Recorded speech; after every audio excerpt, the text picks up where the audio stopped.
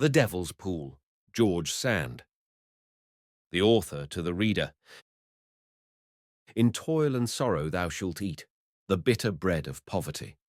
After the burden and the heat, lo, it is death who calls for thee. À la sueur de ton visage, tu gagnerais ta pauvre vie.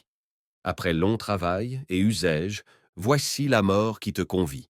This quaint old French verse, written under one of Holbein's pictures, is profoundly melancholy. The engraving represents a labourer driving his plough through the middle of a field. Beyond him stretches a vast horizon, dotted with wretched huts. The sun is sinking behind the hill.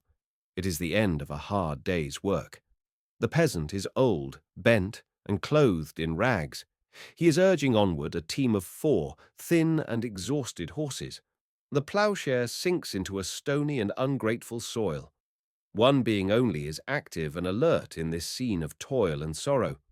It is a fantastic creature, a skeleton armed with a whip who acts as ploughboy to the old labourer, and running along through the furrow beside the terrified horses, goads them on.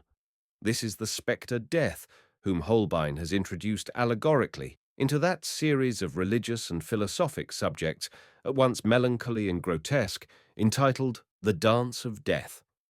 In this collection, or rather this mighty composition, where Death, who plays his part on every page, is the connecting link and predominating thought, Holbein has called up kings, popes, lovers, gamesters, drunkards, nuns, courtesans, thieves, warriors, monks, Jews, and travellers, all the people of his time and our own, and everywhere the spectre Death is among them, taunting, threatening, and triumphing. He is absent from one picture only, where Lazarus, lying on a dunghill at the rich man's door, declares that the spectre has no terrors for him, probably because he has nothing to lose, and his existence is already a life in death.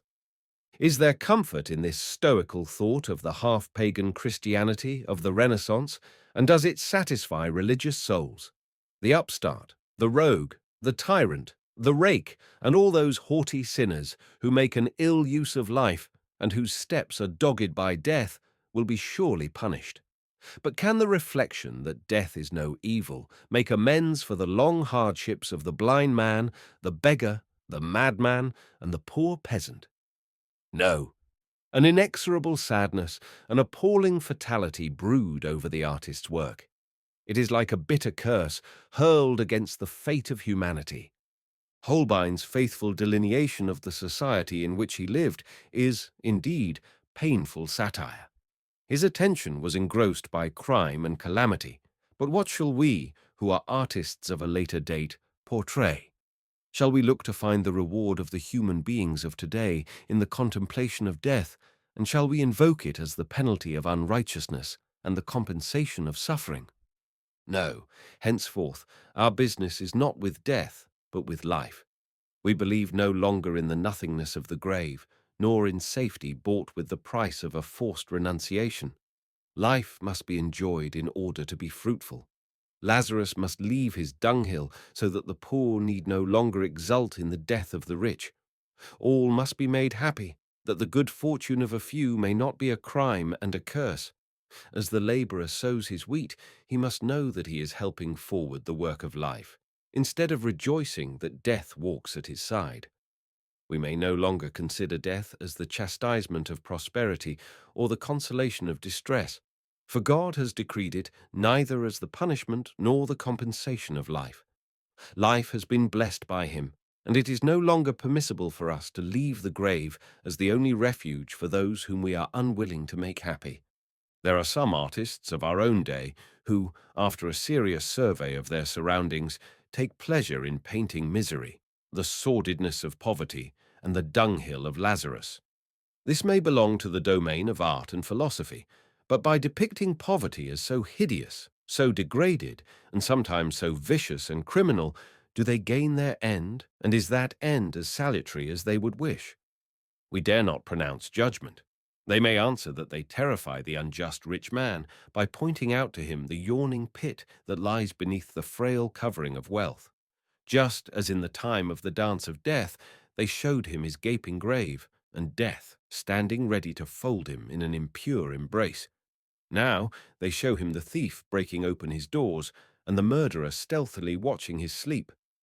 We confess we cannot understand how we can reconcile him to the human nature he despises, or make him sensible of the sufferings of the poor wretch whom he dreads, by showing him this wretch in the guise of the escaped convict or the nocturnal burglar. The hideous phantom death, under the repulsive aspect in which he has been represented by Holbein and his predecessors, gnashing his teeth and playing the fiddle, has been powerless to convert the wicked and console their victims. And does not our literature employ the same means as the artists of the Middle Ages and the Renaissance? The revellers of Holbein fill their glasses in a frenzy to dispel the idea of death, who is their cupbearer, though they do not see him. The unjust rich of our own day demand cannon and barricades to drive out the idea of an insurrection of the people, which art shows them as slowly working in the dark, getting ready to burst upon the state. The Church of the Middle Ages met the terrors of the great of the earth with the sale of indulgences. The government of today soothes the uneasiness of the rich by exacting from them large sums for the support of policemen, jailers, bayonets, and prisons. Albert Dürer, Michelangelo, Holbein, Callot, and Goya have made powerful satires on the evils of their times and countries, and their immortal works are historical documents of unquestionable value. We shall not refuse to artists the right to probe the wounds of society and lay them bare to our eyes. But is the only function of art still to threaten and appall? In the literature of the mysteries of iniquity, which talent and imagination have brought into fashion, we prefer the sweet and gentle characters, which can attempt and effect conversions, to the melodramatic villains who inspire terror. For terror never cures selfishness, but increases it.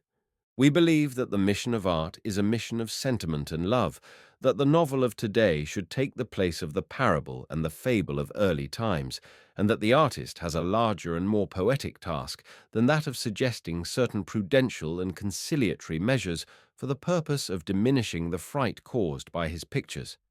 His aim should be to render attractive the objects he has at heart, and, if necessary, I have no objection to his embellishing them a little. Art is not the study of positive reality, but the search for ideal truth, and The Vicar of Wakefield was a more useful and healthy book than the Peasant perverti or the Liaison dangereuse. Forgive these reflections of mine, kind reader, and let them stand as a preface, for there will be no other to the little story I am going to relate to you. My tale is to be so short and so simple that I felt obliged to make you my apologies for it beforehand by telling you what I think of the literature of terror. I have allowed myself to be drawn into this digression for the sake of a labourer, and it is the story of a labourer which I have been meaning to tell you, and which I shall now tell you at once. 1. The tillage of the soil. I had just been looking long and sadly at Holbein's ploughman, and was walking through the fields, musing on rustic life and the destiny of the husbandman. It is certainly tragic for him to spend his days and his strength delving in the jealous earth that so reluctantly yields up her rich treasures when a morsel of coarse black bread, at the end of the day's work, is the sole reward and profit to be reaped from such arduous toil. The wealth of the soil, the harvests, the fruits, the splendid cattle that grow sleek and fat in the luxuriant grass are the property of the few, and but instruments of the drudgery and slavery of the many. The man of leisure seldom loves, for their own sake, the fields and meadows, the landscape, or the noble animals which are to be converted into gold for his use. He comes to the country for his health or for change of air, but goes back to town to spend the fruit of his vassal's labour. On the other hand, the peasant is too abject, too wretched, and too fearful of the future to enjoy the beauty of the country and the charms of pastoral life. To him, also, the yellow harvest fields, the rich meadows, the fine cattle represent bags of gold, but he knows that only an infinitesimal part of their contents, insufficient for his daily needs, will ever fall to his share. Yet year by year he must fill those accursed bags to please his master and buy the right of living on his land in sordid wretchedness. Yet nature is eternally young, beautiful, and generous. She pours forth poetry and beauty on all creatures and all plants that are allowed free development. She owns the secret of happiness, of which no one has ever robbed her. The happiest of men would be he who, knowing the full meaning of his labor, should, while working with his hands, find his happiness and his freedom in the exercise of his intelligence, and, having his heart in unison with his brain, should at once understand his own work and love that of God.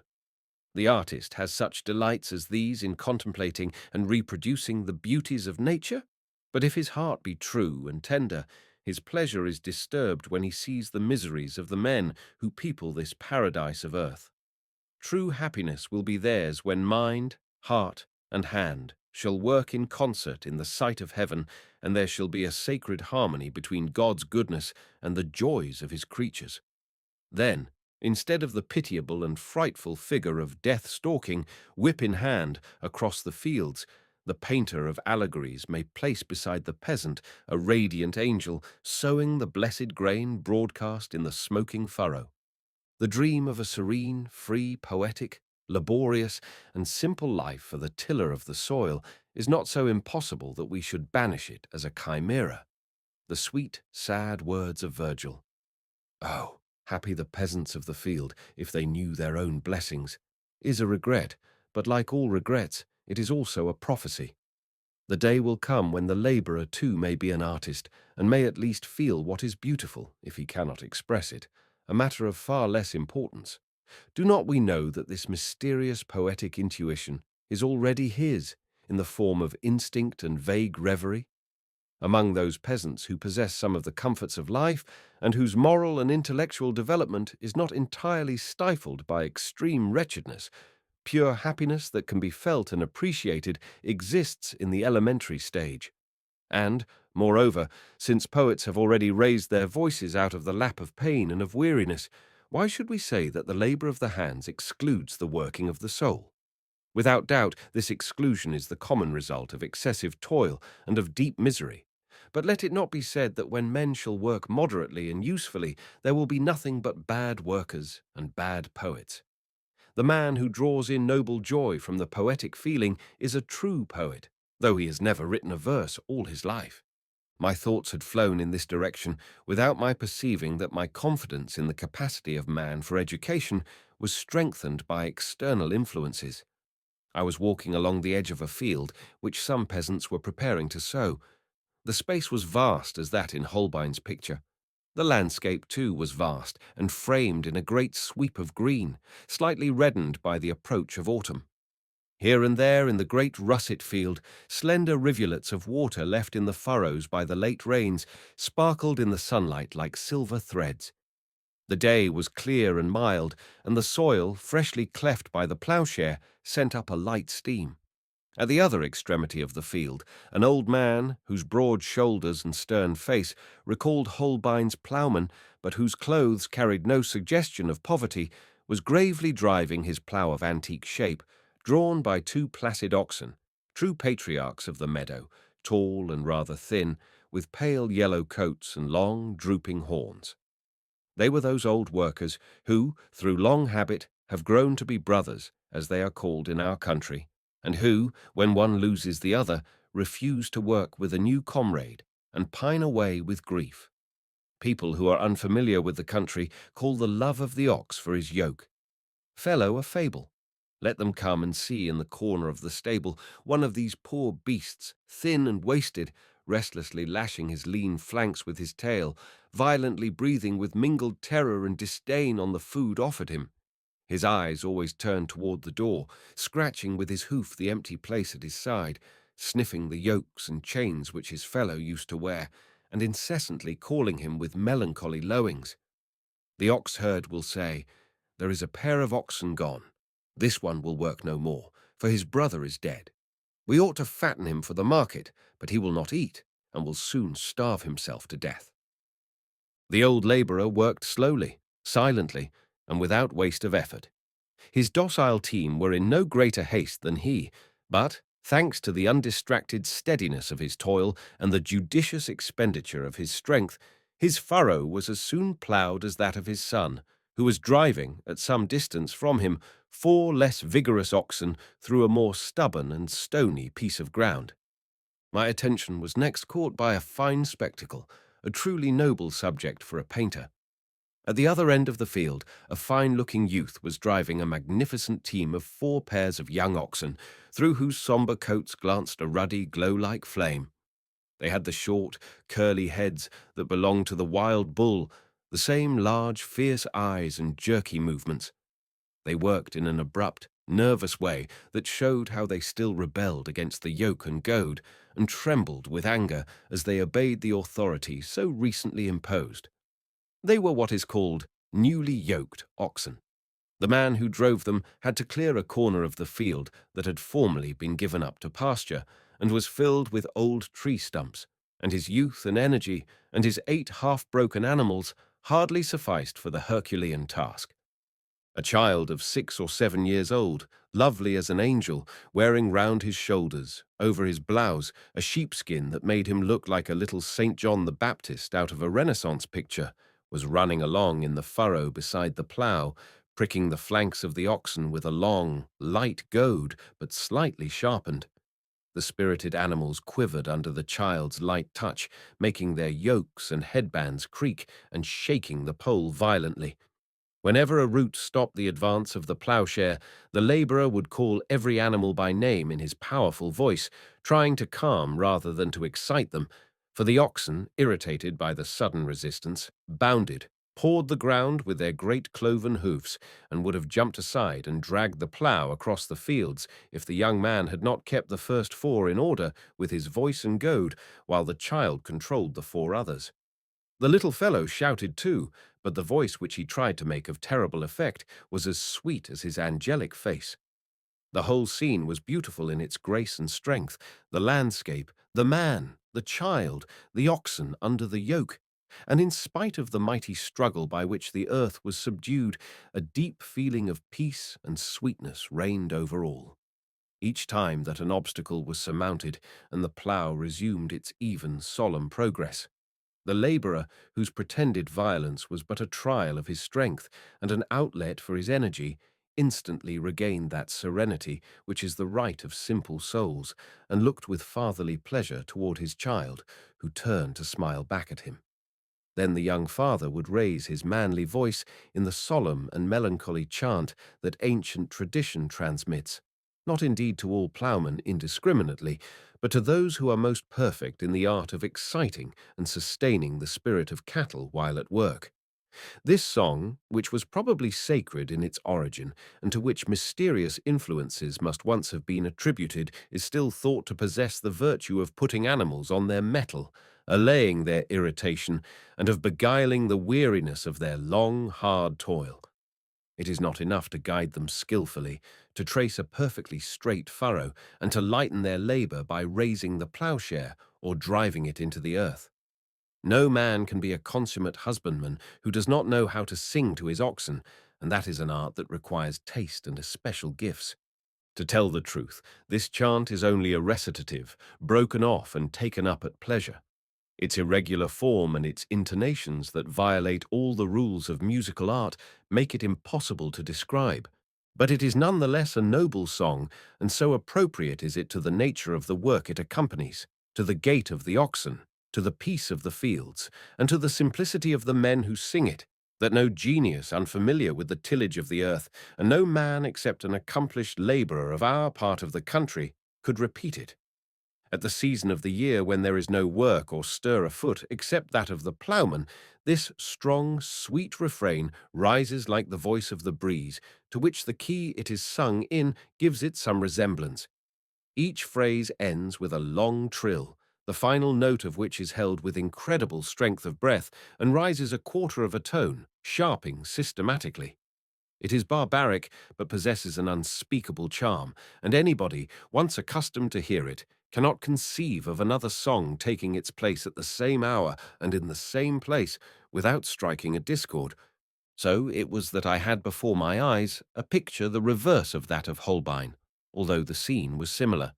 Instead of a wretched old man, a young and active one, Instead of a team of weary and emaciated horses, 4 yoke of robust and fiery oxen. Instead of death, a beautiful child. Instead of despair and destruction, energy and the possibility of happiness. Then the old French verse, à la sueur de ton visage, etc., and Virgil's O Fortunatos, Agricola's, returned to my mind, and seeing this lovely child and his father, under such poetic conditions, and with so much grace and strength, accomplish a task full of such grand and solemn suggestions, I was conscious of deep pity and involuntary respect. Happy the peasant of the fields. Yes, and so too should I be in his place, if my arm and voice could be endowed with sudden strength, and I could help to make nature fruitful, and sing of her gifts, without ceasing to see with my eyes or understand with my brain harmonious colours and sounds, delicate shades and graceful outlines. In short, the mysterious beauty of all things, and above all, if my heart continued to beat in concert with the divine sentiment that presided over the immortal sublimity of creation. But, alas, this man has never understood the mystery of beauty. This child will never understand it. God forbid that I should not think them superior to the animals which are subject to them, or that they have not moments of rapturous insight that soothe their toil and lull their cares to sleep. I see the seal of the Lord upon their noble brows, for they were born to inherit the earth far more truly than those who have bought and paid for it.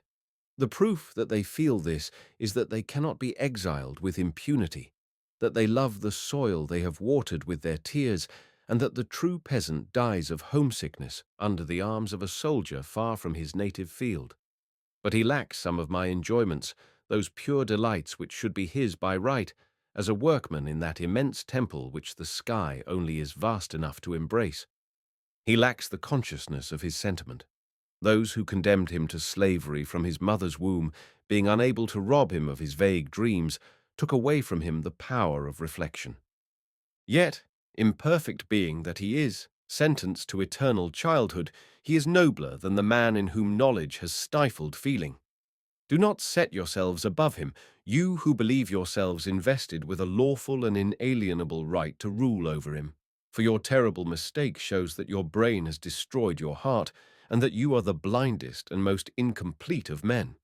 I love the simplicity of his soul more than the false lights of yours, and if I had to narrate the story of his life, the pleasure I should take in bringing out the tender and touching side of it would be greater than your merit in painting the degradation and contempt into which he is cast by your social code. I knew the young man and the beautiful child. I knew their history, for they had a history. Everybody has his own, and could make the romance of his life interesting if he could but understand it. Although but a peasant and a labourer, Germain had always been aware of his duties and affections. He had related them to me clearly and ingenuously, and I had listened with interest. After some time spent in watching him plough, it occurred to me that I might write his story, though that story were as simple, as straightforward, and unadorned as the furrow he was tracing. Next year that furrow will be filled and covered by a fresh one. Thus disappear most of the footprints made by man in the field of human life. A little earth obliterates them, and the furrows we have dug succeed one another like graves in a cemetery. Is not the furrow of the labourer of as much value as that of the idler, even if that idler, by some absurd chance, have made a little noise in the world, and left behind him an abiding name? I mean, if possible, to save from oblivion the furrow of Germain, the skilled husbandman. He will never know nor care, but I shall take pleasure in my talk. 2. Father Maurice. Germain, said his father-in-law one day, you must decide about marrying again. It is almost 2 years now since you lost my daughter, and your eldest boy is 7 years old. You are almost 30, my boy, and you know that in our country a man is considered too old to go to housekeeping again after that age. You have 3 nice children, and thus far they have not proved a burden to us at all. My wife and my daughter-in-law have looked after them as well as they could, and loved them as they ought. Here is petit Pierre, almost grown up. He goads the oxen very well, he knows how to look after the cattle, and he is strong enough to drive the horses to the trough, so it is not he that worries us. But the other 2, love them though we do, God knows the poor little innocents give us trouble enough this year. My daughter-in-law is about to lie in, and she has yet another baby to attend to.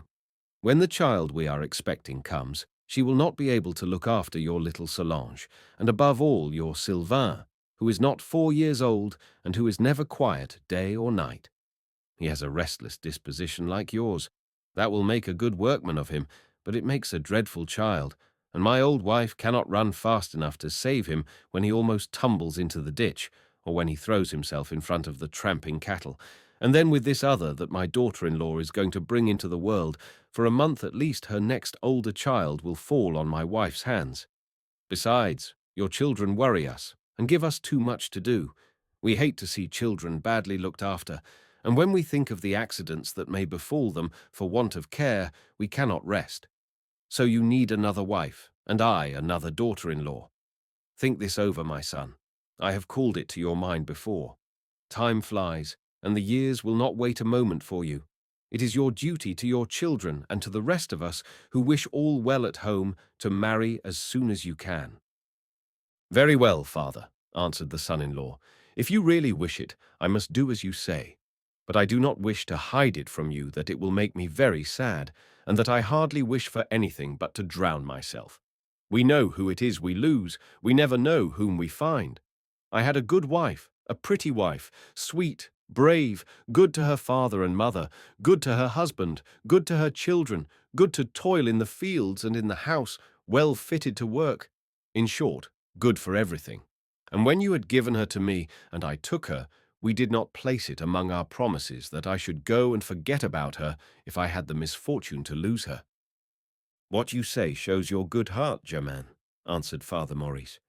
I know that you loved my daughter, and that you made her happy, and that had you been able to satisfy death by going in her place, Catherine would be alive today, and you would be in the graveyard. She deserved all your love, and if you are not consoled, neither are we. But I do not speak to you of forgetting her. God wished her to leave us, and we do not let a day go by without telling him in our prayers and thoughts and words and actions that we keep her memory and still sorrow for her loss. But if she could speak to you from the other world and let you know what she wishes, she would tell you to find a mother for her little orphans. So the question is to find a woman who will be worthy to take her place. It will not be easy, but it is not impossible. And when we shall find her for you, you will love her as you used to love my daughter, because you are a good man, and because you will be thankful to her for helping us and for loving your children. Very well, Father Maurice. I shall do as you wish, as I have always done. It is only justice, my son, to say that you have always listened to the friendly advice and good judgment of the head of the house. So let us consult about your choice of a new wife. First, I don't advise you to take a young girl. That is not what you need. Youth is careless, and, as it is hard work to bring up 3 children, especially when they are of another bed, you must have a good soul, wise and gentle, and well used to work. If your wife is not about the same age as you, she will have no reason to accept such a duty. She will find you too old and your children too young. She will be complaining, and your children will suffer. This is just what makes me uneasy. Suppose the poor little things should be badly treated, hated, beaten. God grant not, answered the old man, but bad women are more rare with us than good, and we shall be stupid if we cannot pick out somebody who will suit us. That is true, father. There are good girls in our village. There is Louise, Sylvain, Claudie, Marguerite. Yes, anybody you want. Gently, gently, my boy. All these girls are too young, or too poor, or too pretty, for surely we must think of that too, my son. A pretty woman is not always as well behaved as another. Then you wish me to take an ugly wife, said Germain, a little uneasy. No, not ugly at all, for this woman will bear you other children, and there is nothing more miserable than to have children who are ugly and weak and sickly. But a woman still fresh and in good health, who is neither pretty nor ugly, would suit you exactly. I am quite sure, said Germain, smiling rather sadly, that to get such a woman as you wish, you must have her made to order. All the more because you don't wish her to be poor, and the rich are not easy to get, particularly for a widower. And suppose she were a widow herself, Germain? A widow without children, and with a good portion? For the moment, I cannot think of anybody like this in our parish. Nor I either, but there are others elsewhere. You have somebody in mind, father. Then tell me at once who it is. 3. Germain, the skilled husbandman. Yes, I have somebody in mind, replied Father Maurice. It is a Leonard, the widow of a Guérin. She lives at Forch. I know neither the woman nor the place, answered Germain, resigned, but growing more and more melancholy. Her name is Catherine, like your dead wife's. Catherine? Yes, I shall be glad to have to pronounce that name. Catherine. And yet if I cannot love one as much as the other, it will pain me all the more. It will bring her to my mind more often. I tell you, you will love her. She is a good soul, a woman with a warm heart. I have not seen her for a long time. She was not an ugly girl then, but she is no longer young. She is 32. She comes of a good family, honest people, all of them, and for property she has 8 or 10,000 francs in land which she would sell gladly in order to invest in the place where she settles. For she, too, is thinking of marrying again, and I know that if your character pleases her, she will not be dissatisfied with your situation. So you have made all the arrangements?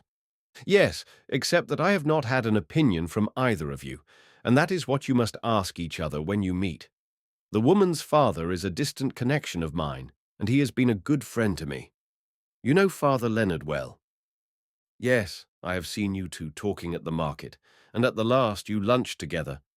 Then it was about her that he spoke to you so long? Certainly. He watched you selling your cattle and saw that you drove a shrewd bargain, and that you were a good-looking fellow and appeared active and intelligent. And when I told him what a good fellow you were, and how well you have behaved toward us, without one word of vexation or anger during the 8 years we have been living and working together, he took it into his head to marry you to his daughter. This suits me too, I admit, when I think of her good reputation, and the honesty of her family, and the prosperous condition I know her affairs are in. I see, Father Maurice, that you have an eye to money. Of course I do. You have too, have you not? I do look toward it, if you wish, for your sake.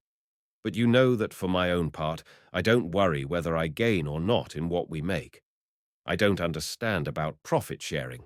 I have no head for that sort of thing. I understand the ground, I understand cattle, horses, carts, sowing, threshing, and provender. As for sheep and vineyards and vegetables, petty profits and fine gardening, you know that is your son's business. I don't have much to do with it. As to money, my memory is short, and I should rather give up everything than fight about what is yours and what is mine. I should be afraid of making some mistake and claiming what does not belong to me, and if business were not so clear and simple, I should never find my way in it. So much the worse, my son, and this is the reason I wish you to have a wife with a clear head to fill my place when I am gone.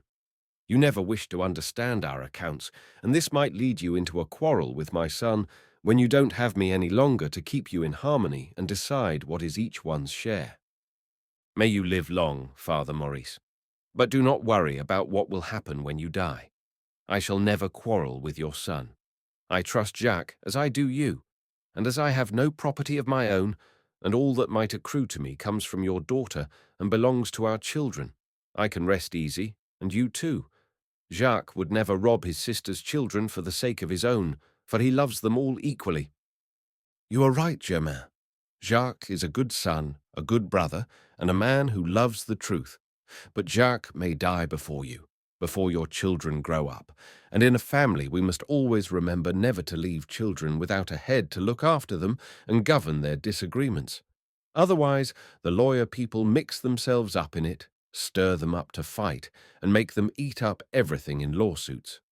So we ought not to think of bringing home another person, man or woman, without remembering that some day or other that person may have to control the behavior and business of 20 or 30 children and grandchildren, sons-in-law and daughters-in-law.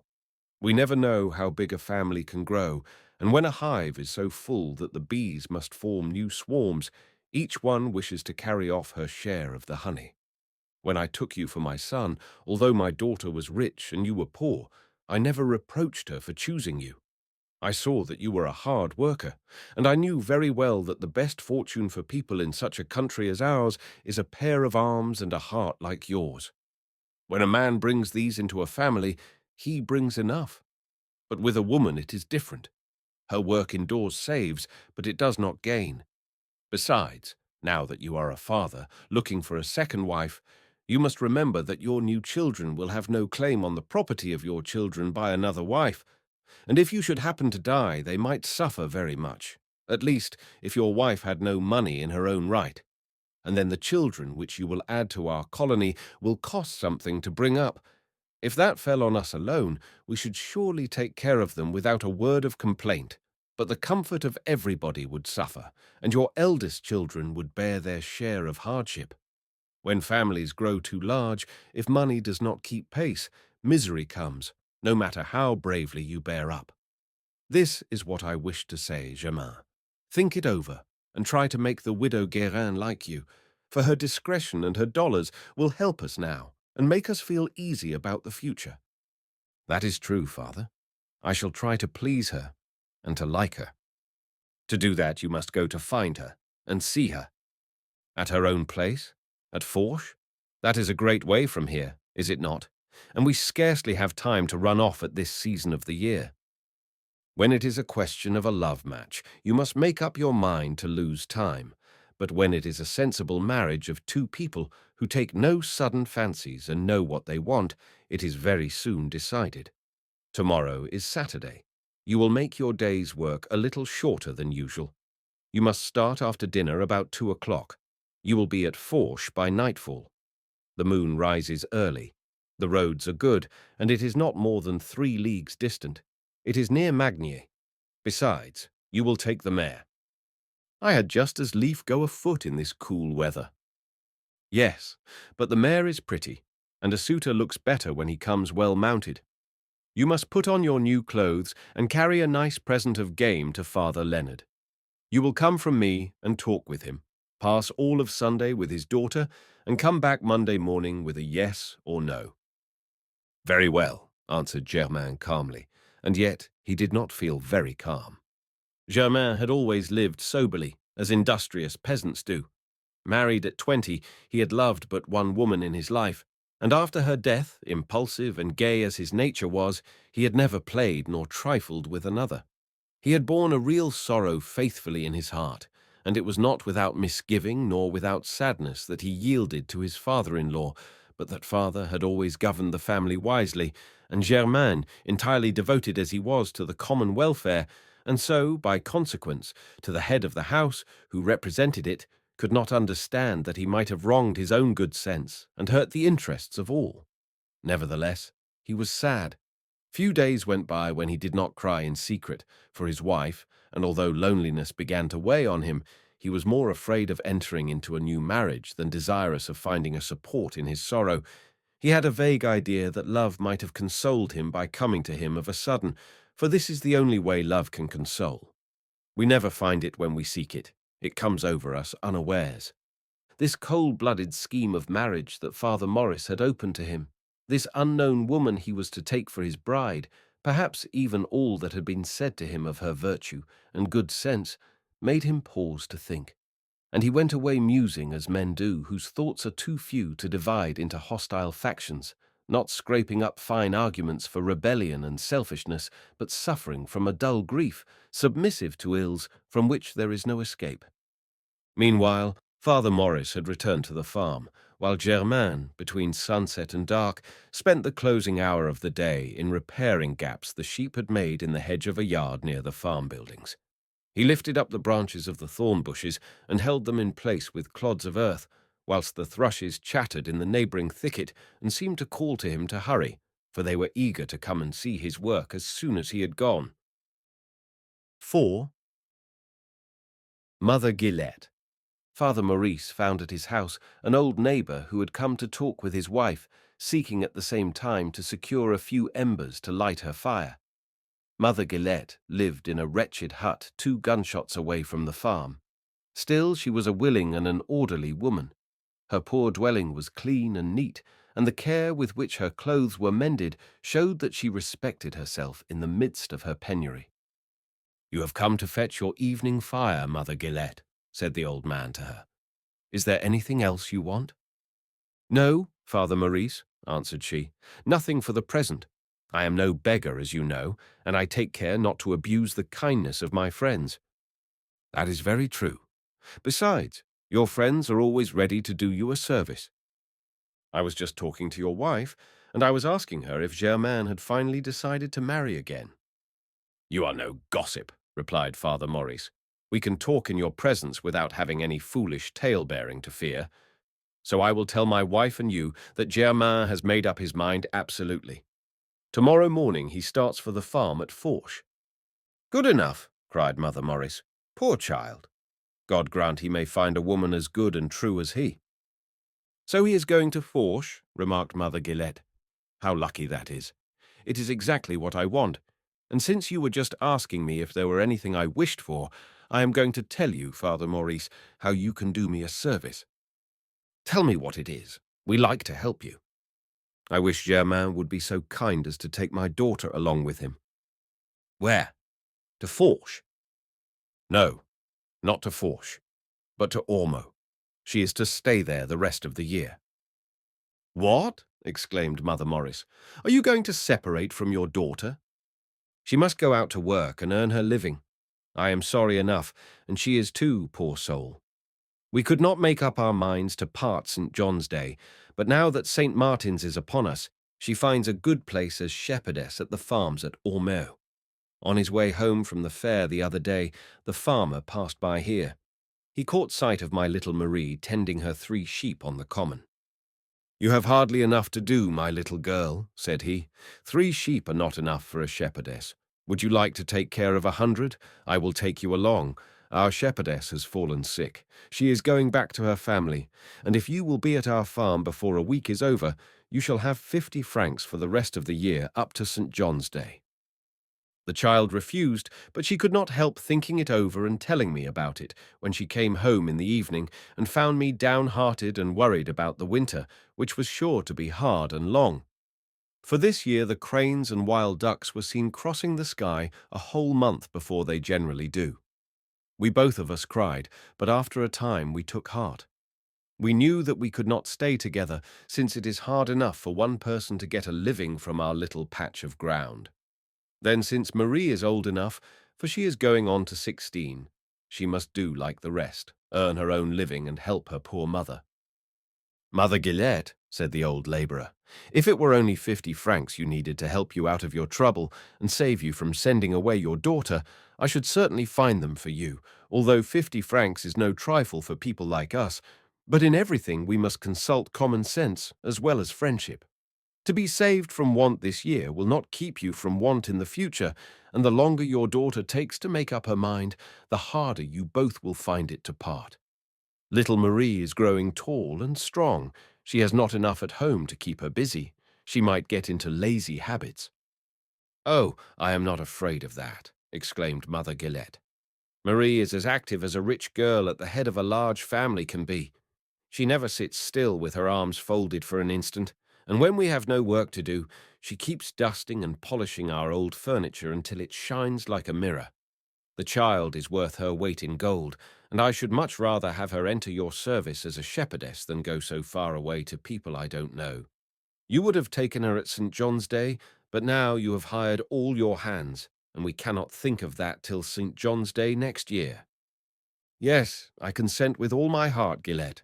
I shall be very glad to take her, but in the meantime she will do well to learn her work and accustom herself to obey others." "Yes, that is true, no doubt. The die is cast. The farmer at Ormeaux sent to ask about her this morning. We consented, and she must go. But the poor child does not know the way, and I should not like to send her so far alone.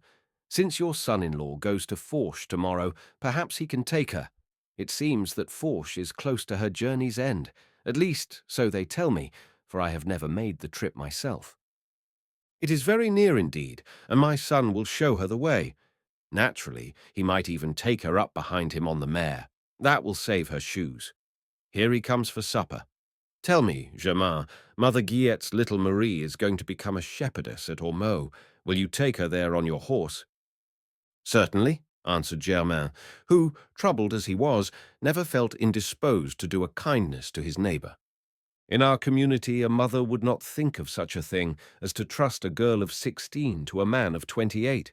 For Germain was really but 28, and although according to the notions of the country people he was considered rather old to marry, he was still the best-looking man in the neighbourhood. Toil had not wrinkled and worn him as it does most peasants who have passed 10 years in tilling the soil. He was strong enough to labour for 10 more years without showing signs of age, and the prejudices of her time must have weighed heavily on the mind of a young girl to prevent her from seeing that Germain had a fresh complexion, eyes sparkling and blue as skies in May, ruddy lips, fine teeth, and a body well shaped and lithe as a young horse that has never yet left his pasture. But purity of manners is a sacred custom in some districts far distant from the corrupted life of great cities, and amongst all the households of Bel Air, the family of Maurice was known to be honest and truth-loving. Germain was on his way to find a wife. Marie was a child, too young and too poor to be thought of in this light, and unless he were a heartless and a bad man, he could not entertain one evil thought concerning her. Father Maurice felt no uneasiness at seeing him take the pretty girl on the crupper. Mother Gillette would have thought herself doing him a wrong had she asked him to respect her daughter as his sister. Marie embraced her mother and her young friends 20 times and then mounted the mare in tears. Germain, sad on his own account, felt all the more sympathy for her sorrow and rode away with a melancholy air while all the people of the neighbourhood waved goodbye to Marie without a thought of harm. 5. Petit Pierre. The grey was young, good-looking, and strong. She carried her double burden with ease, laying back her ears and champing her bit like the high-spirited mare she was. Passing in front of the pasture, she caught sight of her mother, whose name was the Old Grey, as hers was the Young Grey, and she whinnied in token of goodbye. The Old Grey came nearer the hedge, and striking her shoes together, she tried to gallop along the edge of the field in order to follow her daughter. Then, seeing her fall into a sharp trot, the mare whinnied in her turn and stood in an uneasy attitude, her nose in the air and her mouth filled with grass that she had no thought of eating. "That poor beast always knows her offspring," said Germain, trying to keep Marie's thoughts from her troubles. "That reminds me, I never kissed Petit Pierre before I started. The naughty boy was not there. Last night he wished to make me promise to take him along, and he wept for an hour in bed. This morning again, he tried everything to persuade me. Oh, how sly and coaxing he is. But when he saw that he could not gain his point, the young gentleman got into a temper. He went off to the fields, and I have not seen him all day." "I have seen him," said little Marie, striving to keep back her tears.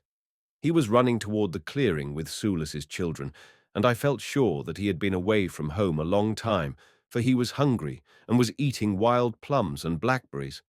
I gave him the bread I had for lunch, and he said, 'Thank you, dear Marie. When you come to our house, I will give you some cake.' He is a dear little child, Germain."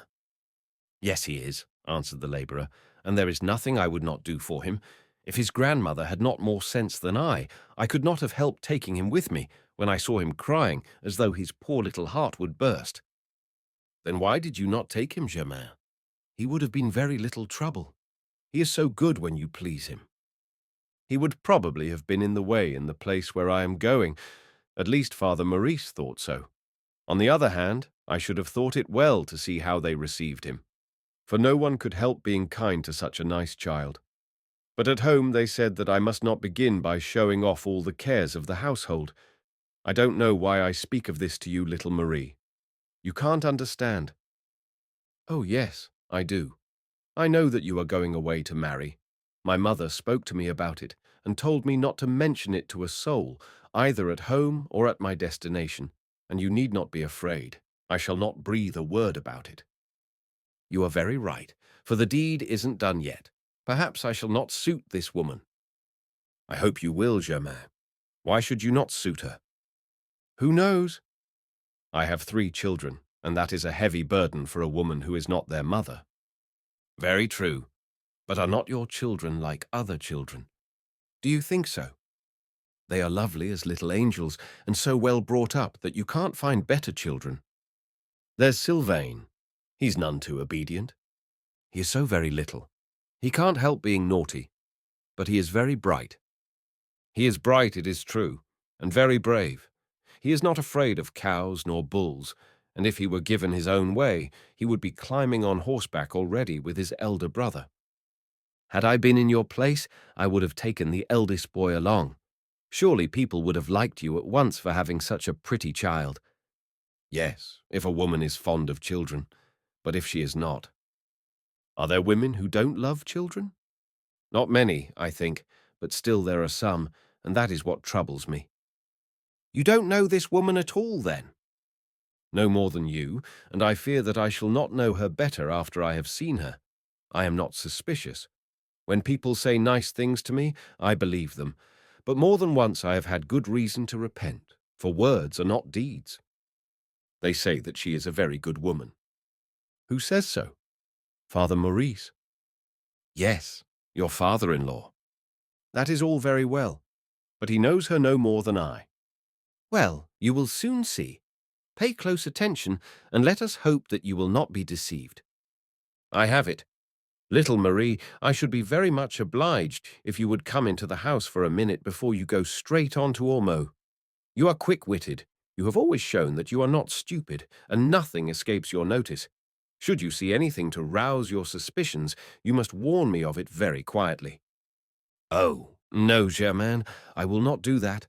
I should be too much afraid of making a mistake, and besides, if a word lightly spoken were to turn you against this marriage, your family would bear me a grudge, and I have plenty of troubles now without bringing any more on my poor dear mother. As they were talking thus, the grey pricked up her ears and shied. Then returning on her steps, she approached the bushes, where she began to recognize something which had frightened her at first. Germain cast his eye over the thicket, and in a ditch, beneath the branches of a scrub oak, still thick and green, he saw something which he took for a lamb. The little creature is strayed or dead, for it does not move. Perhaps someone is looking for it. We must see. It is not an animal, cried little Marie. It is a sleeping child. It is your petit Pierre. Heavens, exclaimed Germain. See the little scamp asleep so far away from home, and in a ditch where a snake might bite him. He lifted up the child, who smiled as he opened his eyes and threw his arms about his father's neck, saying, Dear little father, you are going to take me with you. Oh, yes, always the same tune. What were you doing there, you naughty Pierre? I was waiting for my little father to go by. I was watching the road, and I watched so hard that I fell asleep. And if I had passed by without seeing you, you would have been out of doors all night, and a wolf would have eaten you up. Oh, I knew very well that you would see me, answered Petit Pierre confidently. Well, kiss me now, bid me goodbye, and run back quickly to the house, unless you wish them to have supper without you. Are you not going to take me then? Cried the little boy, beginning to rub his eyes to show that he was thinking of tears.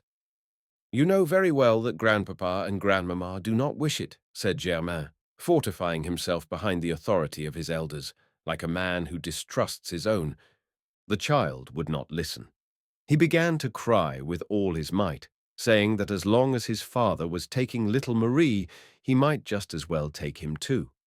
They replied that they must pass through great woods filled with wicked beasts who eat up little children. The grey would not carry 3 people. She had said so when they were starting, and in the country where they were going there was no bed and no supper for little boys. All these good reasons could not persuade Petit Pierre. He threw himself on the ground and rolled about, shrieking that his little father did not love him any more, and that if he did not take him, he would never go back to the house at all, day or night. Germain had a father's heart as soft and weak as a woman's. His wife's death, and the care which he had been obliged to bestow all alone on his little ones, as well as the thought that these poor motherless children needed a great deal of love, combined to make him thus. So such a sharp struggle went on within him, all the more because he was ashamed of his weakness and tried to hide his confusion from little Marie, that the sweat started out on his forehead, and his eyes grew red and almost ready to weep. At last he tried to get angry, but as he turned toward little Marie in order to let her witness his strength of mind, he saw that the good girl's face was wet with tears. All his courage forsook him, and he could not keep back his own, scold and threaten as he would. "Truly, your heart is too hard," said little Marie at last, "and for myself, I know that I never could refuse a child who felt so badly. Come, Germain, let's take him. Your mare is well used to carrying two people and a child, for you know that your brother-in-law and his wife, who is much heavier than I, go to market every Saturday with their boy on this good beast's back. Take him on the horse in front of you. Besides, I should rather walk on foot all alone than give this little boy so much pain." "Never mind," answered Germain, who was dying to allow himself to give way. "The grey is strong, and could carry two more if there were room on her back. But what can we do with this child on the way? He will be cold and hungry, and who will take care of him tonight and tomorrow? Put him to bed, wash him, and dress him. I don't dare give this trouble to a woman I don't know, who will think, doubtless, that I am exceedingly free and easy with her to begin with. Trust me, Germain, you will know her at once by the kindness or the impatience that she shows. If she does not care to receive your Pierre, I will take charge of him myself. I will go to her house and dress him, and I will take him to the fields with me tomorrow. I will amuse him all day long, and take good care that he does not want for anything. He will tire you, my poor girl, and give you trouble. A whole day is a long time." "Not at all. It will give me pleasure. He will keep me company, and that will make me less sad the first day that I must pass in a new place.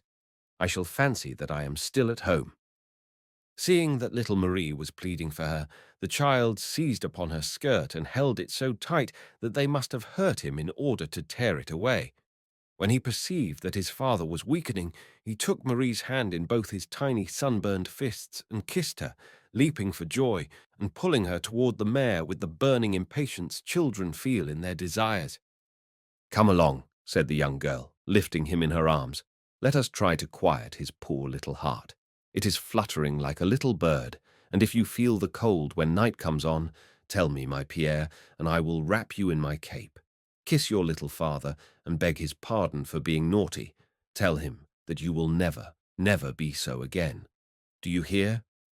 "Yes, yes, provided that I always do just as he wishes.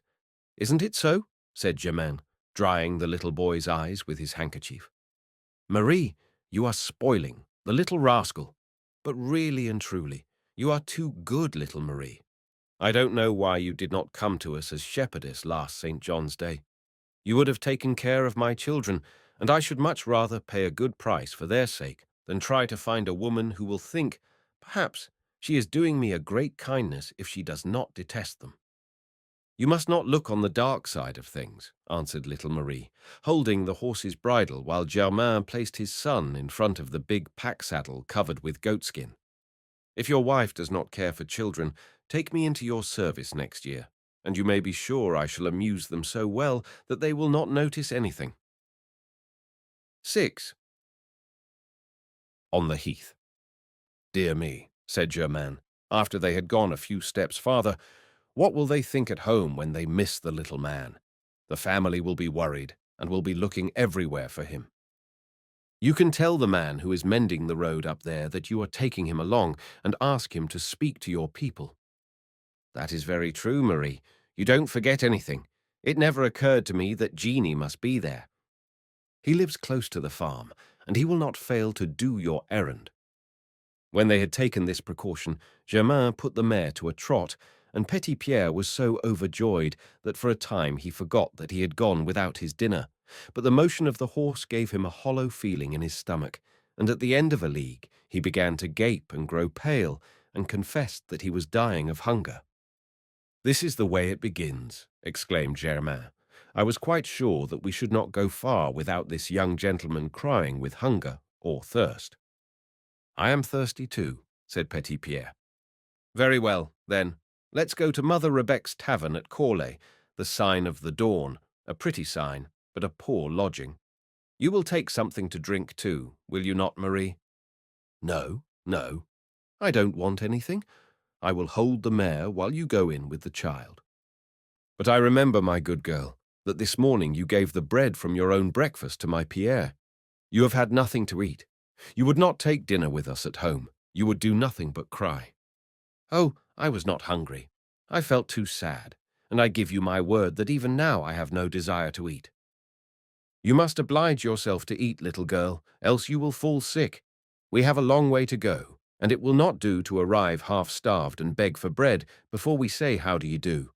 I shall set you a good example myself, although I am not very hungry, and I am sure that I can, for after all, I did not eat any dinner. I saw you crying, you and your mother, and it made me feel sad. Come along. I am going to tie the grey at the door. Get down. I wish you to. All three entered the inn, and in less than 15 minutes, the fat, lame hostess was able to place before them a nice-looking omelette, some brown bread, and a bottle of light wine. Peasants do not eat quickly, and little Pierre had such a good appetite that a whole hour passed before Germain could think of starting out again. At first, little Marie ate in order to be obliging. Then, little by little, she grew hungry. For at 16, a girl cannot fast for long, and country air is dictatorial. The kind words with which Germain knew how to comfort her and strengthen her courage produced their effect. She tried hard to persuade herself that 7 months would soon be over, and to think of the pleasure in store for her when she saw once more her family and her hamlet. For Father Maurice and Germain had both promised to take her into their service. But just as she began to cheer up and play with little Pierre, Germain was so unfortunate as to point out to her from the inn window the lovely view of the valley, which can all be seen from this height, and which looks so happy and green and fertile. Marie looked and asked if the houses of Bel-Air were in sight. No doubt, said Germain, and the farm too, and even your house. See, that tiny grey spot not far from Godard's big poplar, below the belfry. Ah, I see it, said the little girl, and then she began to cry. I ought not to have made you think of it, said Germain. I can do nothing but stupid things today. Come along, Marie, let's start, and in an hour, when the moon rises, it will not be hot. They resumed their journey across the great heath, and for fear of tiring the young girl and the child by too rapid a trot, Germain did not make the grey go very fast. The sun had set when they left the road to enter the wood. Germain knew the way as far as Magnier, but he thought it would be shorter to avoid the Chanteloup road and descend by Prélez and La Sépulture, a route he was not in the habit of taking on his way to the fair. He lost his way and wasted more time before he reached the wood. Even then he did not enter it on the right side, although he did not perceive his mistake, so that he turned his back on Forch and took a direction higher up on the way to Ardentes. He was prevented still further from finding his way by a thick mist which rose as the night fell, one of those mists which come on autumn evenings when the whiteness of the moonlight renders them more undefined and more treacherous. The great pools of water scattered through the glades gave forth a vapour so dense that when the grey crossed them, their presence was known only by a splashing noise and the difficulty with which she drew her feet from the mud. At last they found a good straight road, and when they came to the end of it, and Germain tried to discover where he was, he saw that he was lost. For Father Maurice had told him, when he explained the way, that on leaving the wood he must descend a very steep hillside, cross a wide meadow, and ford the river twice. He had even warned him to cross this river carefully, for early in the season there had been great rains, and the water might still be higher than usual. Seeing neither hillside nor meadows, nor river, but a heath, level and white as a mantle of snow, Germain stopped, looked about for a house, and waited for a passer-by, but could find nothing to set him right. Then he retraced his steps and re-entered the wood.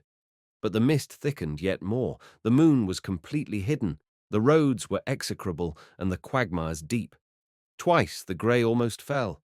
Her heavy load made her lose courage, and although she kept enough sagacity to avoid the tree trunks, she could not prevent her riders from striking the great branches which overhung the road at the height of their heads and caused them great danger.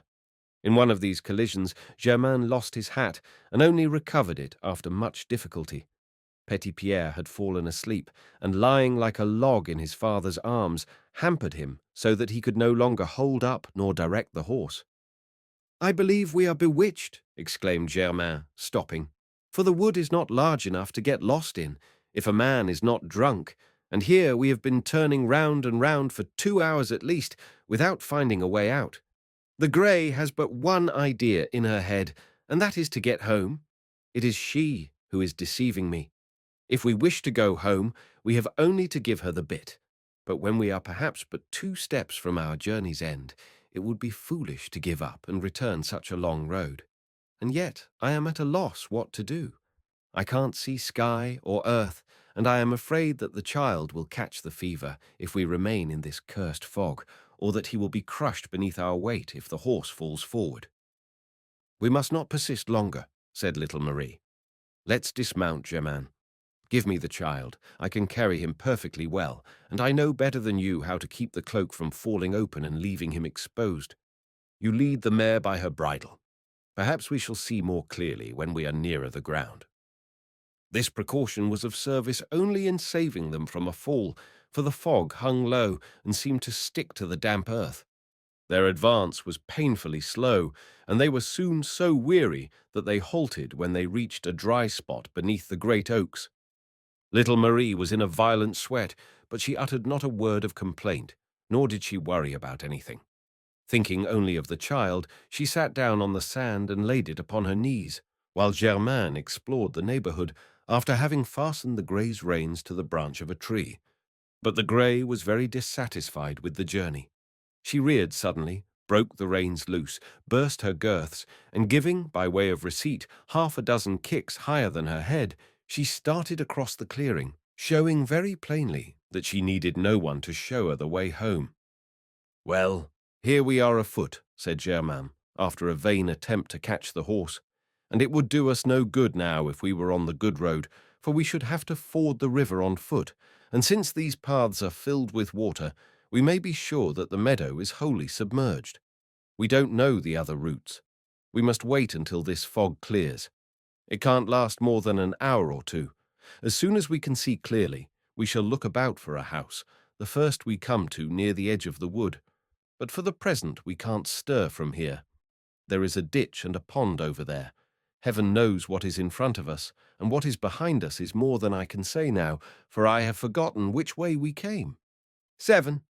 Underneath the big oaks." "Well, we must be patient, Germain," said little Marie.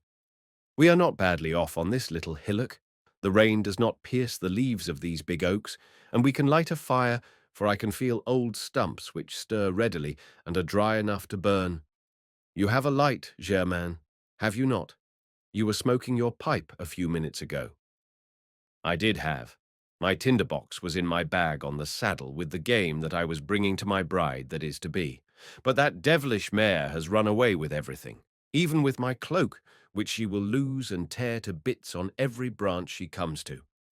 No, no, Germain, saddle and cloak and bag are all there on the ground at your feet.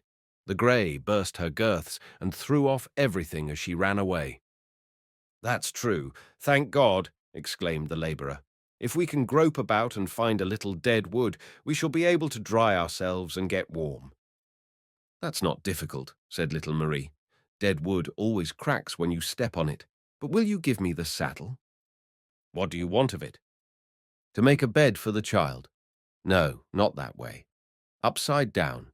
He will not roll off into the hollow, and it is still very warm from the horse's back. Prop it up all around with the stones that you see there." "I can't see a stone. You must have cat's eyes. There, it is all done, Germain. Hand me your cloak so that you can wrap up his little feet and throw my cape over his body. Just see if he is not as comfortable as though he were in his own bed, and feel how warm he is. You certainly know how to take care of children, Marie. I need not be a witch to do that. Now get your tinderbox from your bag, and I will arrange the wood. This wood will never catch fire. It is too damp. You are always doubting, Germain. Don't you remember when you were a shepherd and made big fires in the fields right in the midst of the rain? Yes, that is a knack that belongs to children who take care of sheep, but I was made to drive the oxen as soon as I could walk. That is what has made your arms strong and your hands quick. Here, the fire is built. You shall see whether it does not burn. Give me the light and a handful of dry ferns. That is all right. Now blow. You are not consumptive, are you? Not that I know of, said Germain, blowing like a smith's bellows. In an instant the flame leapt up, and throwing out a red glare, it rose finally in pale blue jets under the oak branches, battling with the fog, and gradually drying the atmosphere for 10 feet around. Now I am going to sit by the child, so that the sparks may not fall on him, said the young girl. Pile on the wood, and stir up the fire, Germain. We shall not catch cold nor fever here. I will answer for it. Upon my word, you are a clever girl, said Germain, and you know how to make a fire like a little fairy of the night. I feel quite revived, and my courage has come back again, for with my legs drenched up to the knees, and with the thought of staying this way till daylight, I was in a very bad temper just now. And when people are in a bad temper, they don't think of anything, answered little Marie. And are you never bad-tempered? No, never. What is the good of it? Oh, of course, there is no good, but how can you help it when you have troubles? Yet heaven knows that you have not lacked them, my little girl, for you have not always been happy. It is true that my mother and I have suffered. We have had sorrows, but we have never lost heart. I should never lose heart, no matter how hard my work was, said Germain. But poverty would make me very sad, for I have never wanted for anything. My wife made me rich, and I am rich still. I shall be so as long as I work on the farm, and that will be always, I hope. But everybody must suffer his share. I have suffered in another way. Yes, you have lost your wife. That is very sad, isn't it? Oh, Germain, I have wept for her many a time. She was so very kind, but don't let us talk about her longer, for I shall burst out crying. All my troubles are ready to come back to me today. It is true, she loved you dearly, little Marie. She used to make a great deal of you and your mother. Are you crying? Come, my girl, I don't want to cry. But you are crying, Germain. You are crying as hard as I. Why should a man be ashamed to weep for his wife? Don't let me trouble you. That sorrow is mine as well as yours. You have a kind heart, Marie, and it does me good to weep with you. Put your feet nearer the fire. Your skirts are all soaked too, poor little girl. I am going to take your place by the boy. You move nearer the fire. I am hot enough, said Marie, and if you wish to sit down, take a corner of the cloak.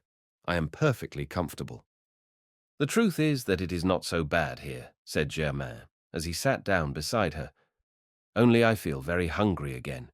It is almost 9 o'clock, and I have had such hard work in walking over these vile roads that I feel quite tired out. Are you not hungry too, little Marie? I? Not at all. I am not accustomed like you to 4 meals a day, and I have been to bed so often without my supper that once more does not trouble me. A woman like you is very convenient. She costs nothing, said Germain, smiling.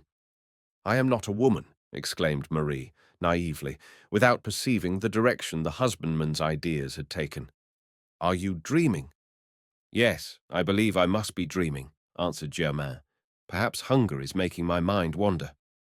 How greedy you are, answered she, brightening in her turn. Well, if you can't live 5 or 6 hours without eating, have you not game in your bag and fire to cook it? By Jove, that's a good idea. But how about the present to my future father-in-law? You have 6 partridges and a hare. I suppose you do not need all of them to satisfy your appetite. But how can we cook them without a spit or andirons? They will be burned to a cinder. Not at all, said little Marie. I warrant that I can cook them for you under the cinders without a taste of smoke. Have you never caught larks in the fields and cooked them between 2 stones? Oh, that is true. I keep forgetting that you have never been a shepherd. Come, pluck the partridge. Not so hard. You will tear the skin. You might be plucking the other to show me how. Then you wish to eat too? What an ogre you are. They are all plucked. I am going to cook them. You would make a perfect little sutler's girl, Marie, but unhappily you have no canteen, and I shall have to drink water from this pool. You would like some wine, would you not? Possibly you might prefer coffee. You imagine yourself under the trees at the fair. Call out the host, some wine for the good husbandman of Bel Air. You little witch, you are making fun of me. Would not you drink some wine if you had it? I? At Mother Rebecca's, with you tonight. I drank some for the second time in my life. But if you are very good, I shall give you a bottle almost full, and excellent too. What? Marie, I verily believe you are a witch. Were you not foolish enough to ask for 2 bottles of wine at the inn? You and your boy drank one, and the other you set before me. I hardly drank 3 drops, yet you paid for both without looking. What then? Why, I put the full one in my basket because I thought that you or your child would be thirsty on the journey. And here it is. You are the most thoughtful girl I have ever met. Although the poor child was crying when we left the inn, that did not prevent her from thinking of others more than of herself. Little Marie, the man who marries you will be no fool. I hope not, for I am not fond of fools. Come, eat up your partridges. They are done to a turn, and for want of bread, you must be satisfied with chestnuts. Where the deuce did you find chestnuts too? It is extraordinary. All along the road I picked them off the branches as we went along and filled my pockets. And are they cooked too? Where would my wits have been had I not had sense enough to put the chestnuts in the fire as soon as it was lighted? That is the way we always do in the fields. So we are going to take supper together, little Marie. I want to drink your health and wish you a good husband, just the sort of a man that will suit you. Tell me what kind you want. I should find that very difficult, Germain, for I have not thought about it yet. What? Not at all? Never? Said Germain, as he began to eat with a labourer's appetite, yet stopping to cut off the more tender morsels for his companion, who persisted in refusing them and contented herself with a few chestnuts. Tell me, little Marie, he went on, seeing that she had no intention of answering him, have you never thought of marrying? Yet you are old enough? Perhaps, she said, but I am too poor. I need at least 100 crowns to marry, and I must work 5 or 6 years to scrape them together. Poor girl, I wish Father Maurice were willing to give me 100 crowns to make you a present of. Thank you kindly, Germain. What do you suppose people would say of me? What do you wish them to say of you? They know very well that I am too old to marry you. They would never believe that you... Look, Germain, your child is waking up, said little Marie. 8. The Evening Prayer. Petit Pierre had raised his head and was looking about him with a thoughtful air. Oh, that is the way he always does, whenever he hears the sound of eating, said Germain. The explosion of a cannon would not rouse him, but if you work your jaws near him, he opens his eyes at once. You must have been just like him at his age, said little Marie with a sly smile. See, my Petit Pierre, you are looking for your canopy. Tonight it is made all of green, my child, but your father eats his supper nonetheless. Do you wish to sup with him? I have not eaten your share. I thought that you might claim it. Marie, I wish you to eat, cried the husbandman. I shall not touch another morsel. I am a greedy glutton. You are depriving yourself for our sake. It is not fair. I am ashamed. It takes away all my appetite. I will not have my son eat his supper unless you take some too. Leave us alone, said little Marie. You have not the key to our appetites. Mine is tight shut today, but your Pierre's is as wide open as a little wolf's. Just see how he seizes his food. He will be a strong workman too some day. In truth, Petit Pierre showed very soon whose son he was, and though scarcely awake and wholly at a loss to know where he was and how he had come there, he began to eat ravenously. As soon as his hunger was appeased, feeling excited as children do who break loose from their wonted habits, he had more wit, more curiosity, and more good sense than usual. He made them explain to him where he was, and when he found that he was in the midst of a forest, he grew a little frightened. Are there wicked beasts in this forest? He demanded of his father. No, None at all. Don't be afraid. Then you told a story when you said that if I went with you into the great forest, the wolves would carry me off. Just see this logician, said Germain, embarrassed. He is right, replied little Marie. That is what you told him. He has a good memory and has not forgotten. But little Pierre, you must learn that your father never tells a story. We passed through the big forest whilst you were sleeping, and now we are in the small forest where there are no wicked beasts. Is the little forest very far away from the big one? Far enough. Besides, the wolves never go out of the big forest. And then, if some of them should come here, your father would kill them. And you too, little Marie. Yes, we too, for you would help also, my Pierre. You are not frightened, are you? You would beat them soundly. Yes, indeed I would, said the child, proudly, as he struck a heroic attitude. We would kill them. There is nobody like you for talking to children and for making them listen to reason, said Germain to little Marie. To be sure, it is not long ago since you were a small child yourself, and you have not forgotten what your mother used to say to you. I believe that the younger one is, the better one gets on with children. I am very much afraid that a woman of 30 who does not yet know what it is to be a mother would find it hard to prattle to children and reason with them. Why, Germain? I don't know why you have such a bad idea of this woman. You will change your mind. The devil take the woman, exclaimed Germain. I wish I were going away from her forever. What do I want of a wife whom I don't know? Little father, said the child, why is it that you speak so much of your wife today, since she is dead? Then you have not forgotten your poor dear mother? No, for I saw her placed in a beautiful box of white wood, and my grandmother led me up to her to kiss her and say goodbye.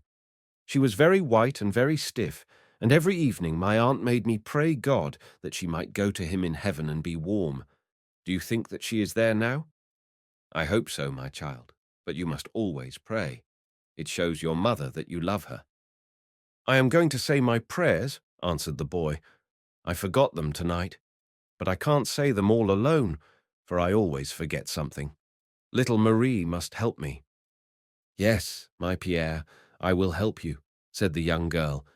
Come and kneel down in my lap. The child knelt down on the girl's skirt. He clasped his little hands and began to say his prayers, at first with great care and earnestness, for he knew the beginning very well, then slowly and with more hesitation, and finally repeating word by word after Marie, when he came to that place in his prayer where sleep overtook him so invariably that he had never been able to learn the end. This time again the effort of close attention and the monotony of his own accent produced their wonted effect. He pronounced the last syllables with great difficulty, and only after they were thrice repeated. His head grew heavy and fell on Marie's breast, his hands unclasped, divided, and fell open on his knees. By the light of the campfire, Germain watched his little darling hushed at the heart of the young girl, who, as she held him in her arms and warmed his fair hair with her sweet breath, had herself fallen into a holy reverie and prayed in quiet for the soul of Catherine. Germain was touched. He tried to express to little Marie the grateful esteem which he felt for her, but he could find no fitting words. He approached her to kiss his son, whom she held close to her breast, and he could scarcely raise his lips from little Pierre's brow. You kiss too hard, said Marie, gently pushing away the husbandman's head. You will wake him.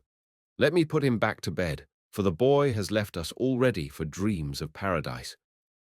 The child allowed Marie to lay him down, but feeling the goatskin on the saddle, he asked if he were on the grey.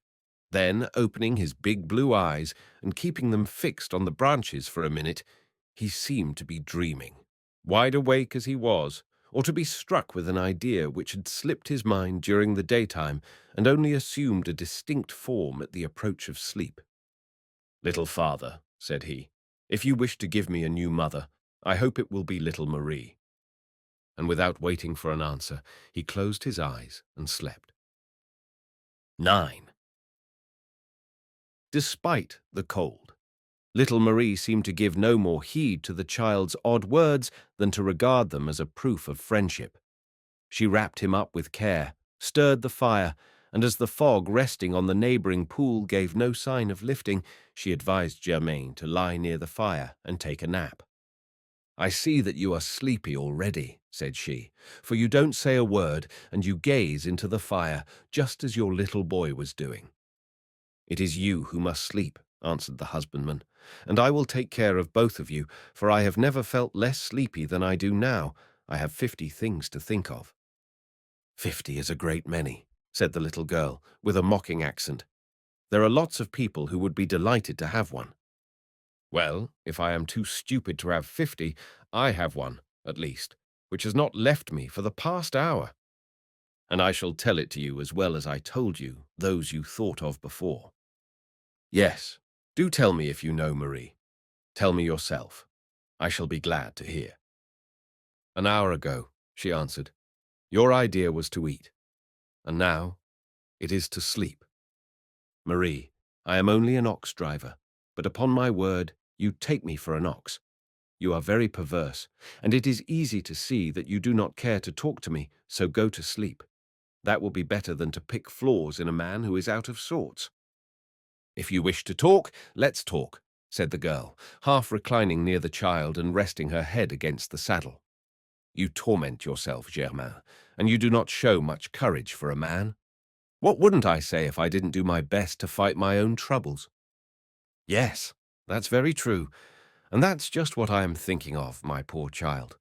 You are going to live, away from your friends, in a horrid country full of moors and fens, where you will catch the autumn fevers. Sheep do not pay well there, and this is always discouraging for a shepherdess if she means well. Then you will be surrounded by strangers who may not be kind to you and will not know how much you are worth.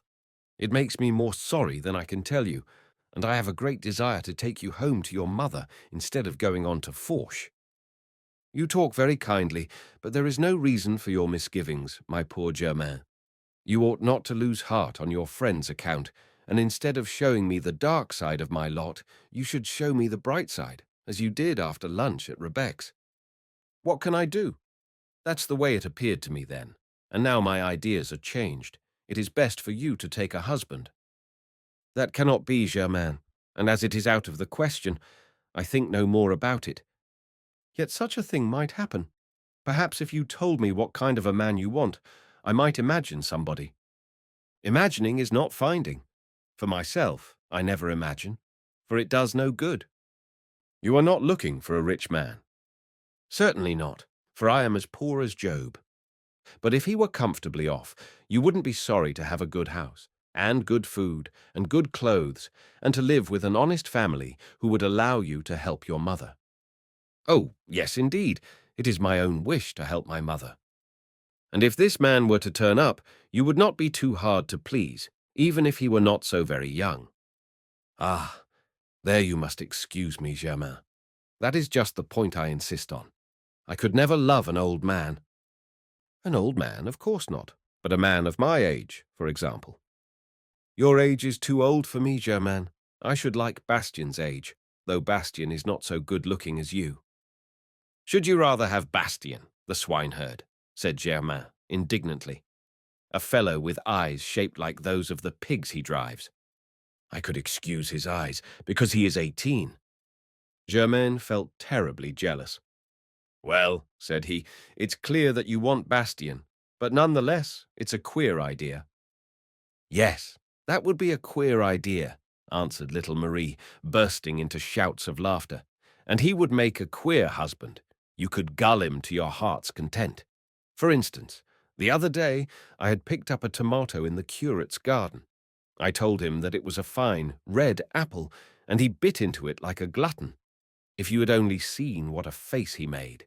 Heavens, how ugly he was! Then you don't love him, since you are making fun of him."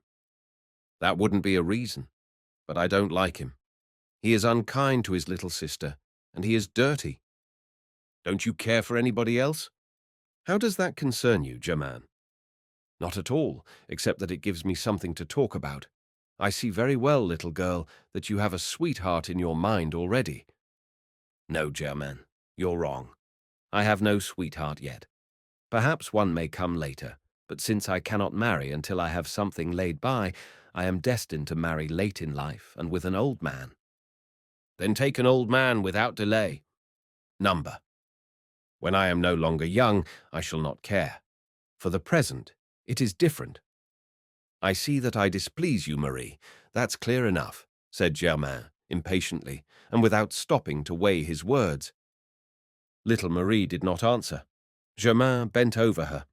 She was sleeping. She had fallen back, overcome, stricken down, as it were, by slumber, as children are who sleep before they cease to babble. Germain was glad that she had not caught his last words. He felt that they were unwise, and he turned his back to distract his attention and change his thoughts.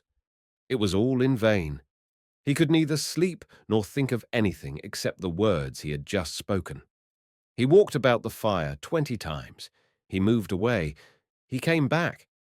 At last, feeling himself tremble as though he had swallowed gunpowder, he leaned against the tree which sheltered the two children, and watched them as they slept. I know not how it is, thought he. I have never noticed that little Marie is the prettiest girl in the countryside. She has not much colour, but her little face is fresh as a wild rose. What a charming mouth she has, and how pretty her little nose is. She is not large for her age, but she is formed like a little quail, and is as light as a bird. I cannot understand why they made so much fuss at home over a big fat woman with a bright red face. My wife was rather slender and pale, and she pleased me more than anyone else. This girl is very frail, but she is healthy, and she is pretty to watch as a white kid. And then she has such a gentle, frank expression. You can read her good heart in her eyes, even though they are closed in sleep. As to wit, I must confess she has more than ever my dear Catherine had, and she would never become wearisome. She is gay, wise, industrious, loving, and she is amusing. I don't know what more I could wish for. But what is the use of thinking of all this? Germain went on, trying to look in another direction. My father-in-law would not hear of it, and all the family would think me mad. Besides, she would not have me herself, poor child. She thinks me too old. She told me so. She is unselfish, and does not mind poverty and worry, wearing old clothes, and suffering from hunger for 2 or 3 months every year, so long as she can satisfy her heart some day and give herself to the man she loves. She is right. I should do the same in her place, and even now, if I had my own way, instead of marrying a wife whom I don't care for, I would choose a girl after my own heart. The more Germain tried to compose himself by reasoning, the further he was from succeeding.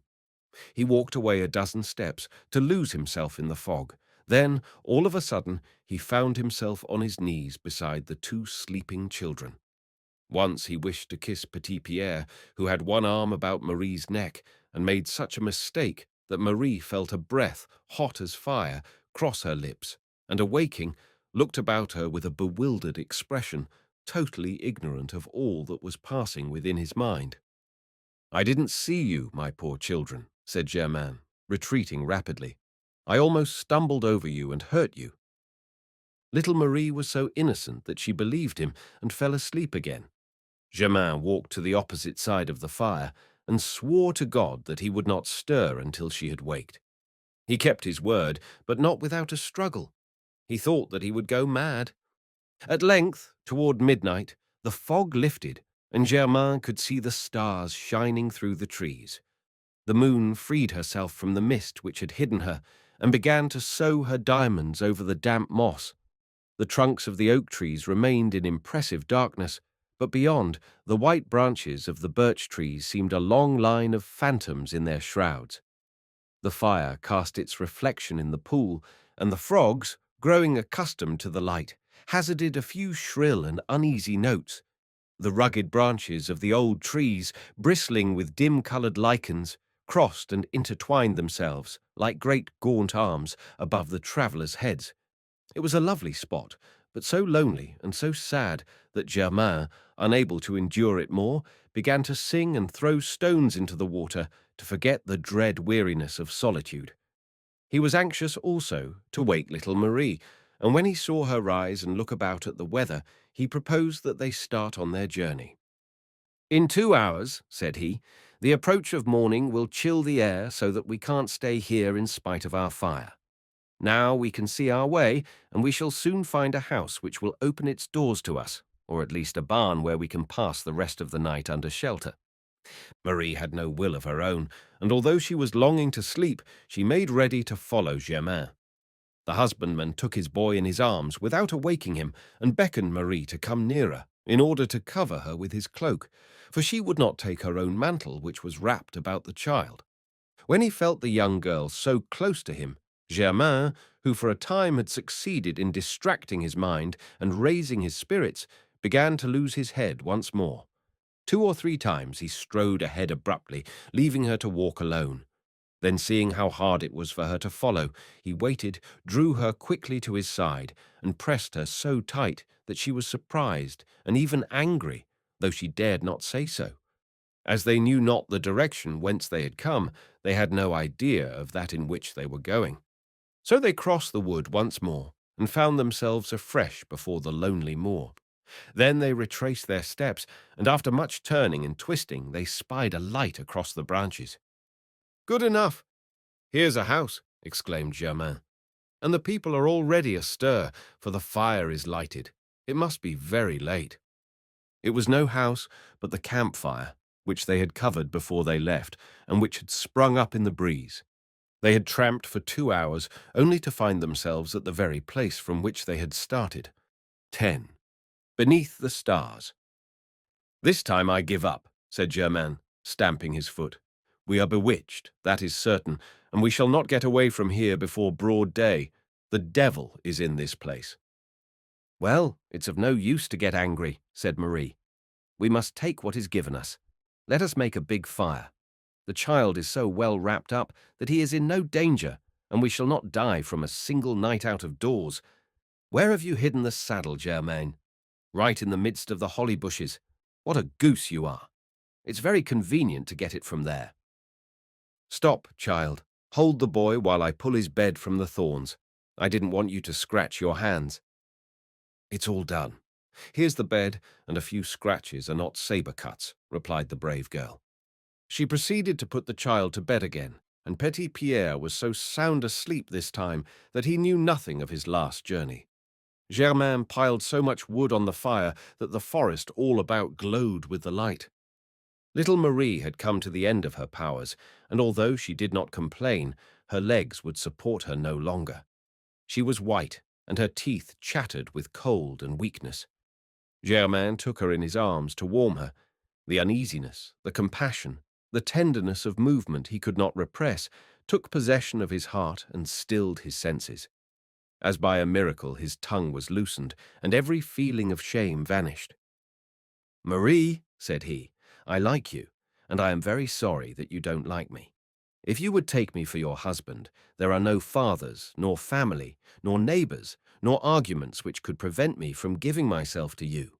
I know how happy you would make my children, and that you would teach them to love the memory of their mother, and with a quiet conscience I could satisfy the wishes of my heart. I have always been fond of you, and now I love you so well that were you to ask me to spend all my life in doing your pleasure, I would swear to do it on the instant. Please think how much I love you, and try to forget my age. Think that it is a wrong notion to believe that a man of 30 is old. Besides, I am but 28.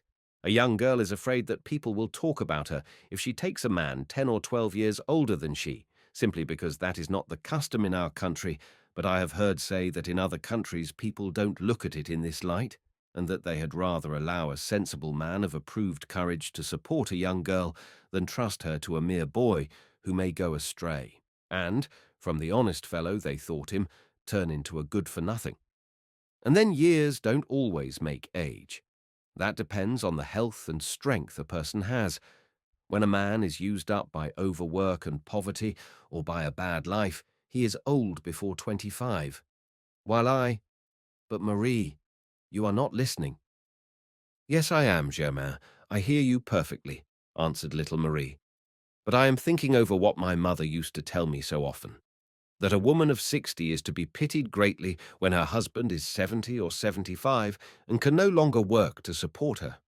He grows feeble, and it becomes her duty to nurse him at the very age when she begins to feel great need of care and rest herself, and so it is that the end comes in a garret. Parents do well to say so, I admit, answered Germain, but then they would sacrifice all their youth, the best years of their life, to calculating what will become of them at the age when a person is no longer good for anything, and when it is a matter of indifference which way death comes. But I am in no danger of starving in my old age.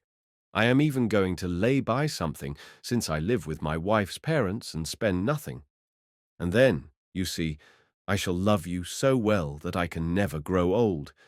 They say that when a man is happy, he keeps sound, and I know well that in love for you I am younger than Bastien, for he does not love you. He is too stupid, too much of a child to understand how pretty and how good you are, and how you were made for people to court. Do not hate me, Marie. I am not a bad man. I made my Catherine happy, and on her deathbed she swore before God that she had had only happiness of me, and she asked me to marry again. Her spirit must have spoken to her child tonight. Did you not hear the words he said?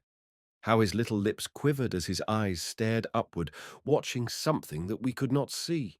He was surely looking at his mother, and it was she who made him say that he wished you to take her place.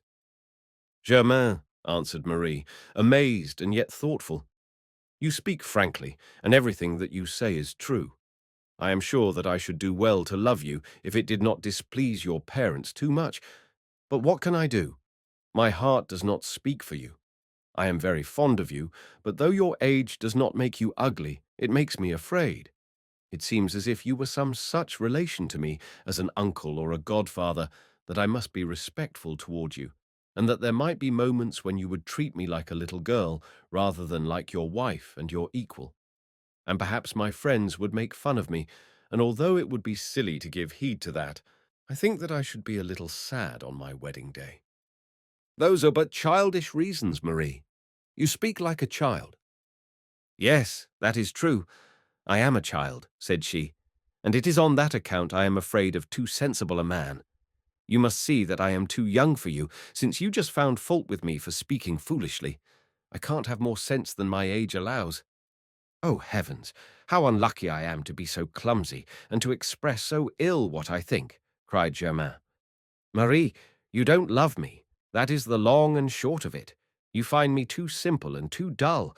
If you loved me at all, you would not see my faults so clearly. But you do not love me. That is the whole story.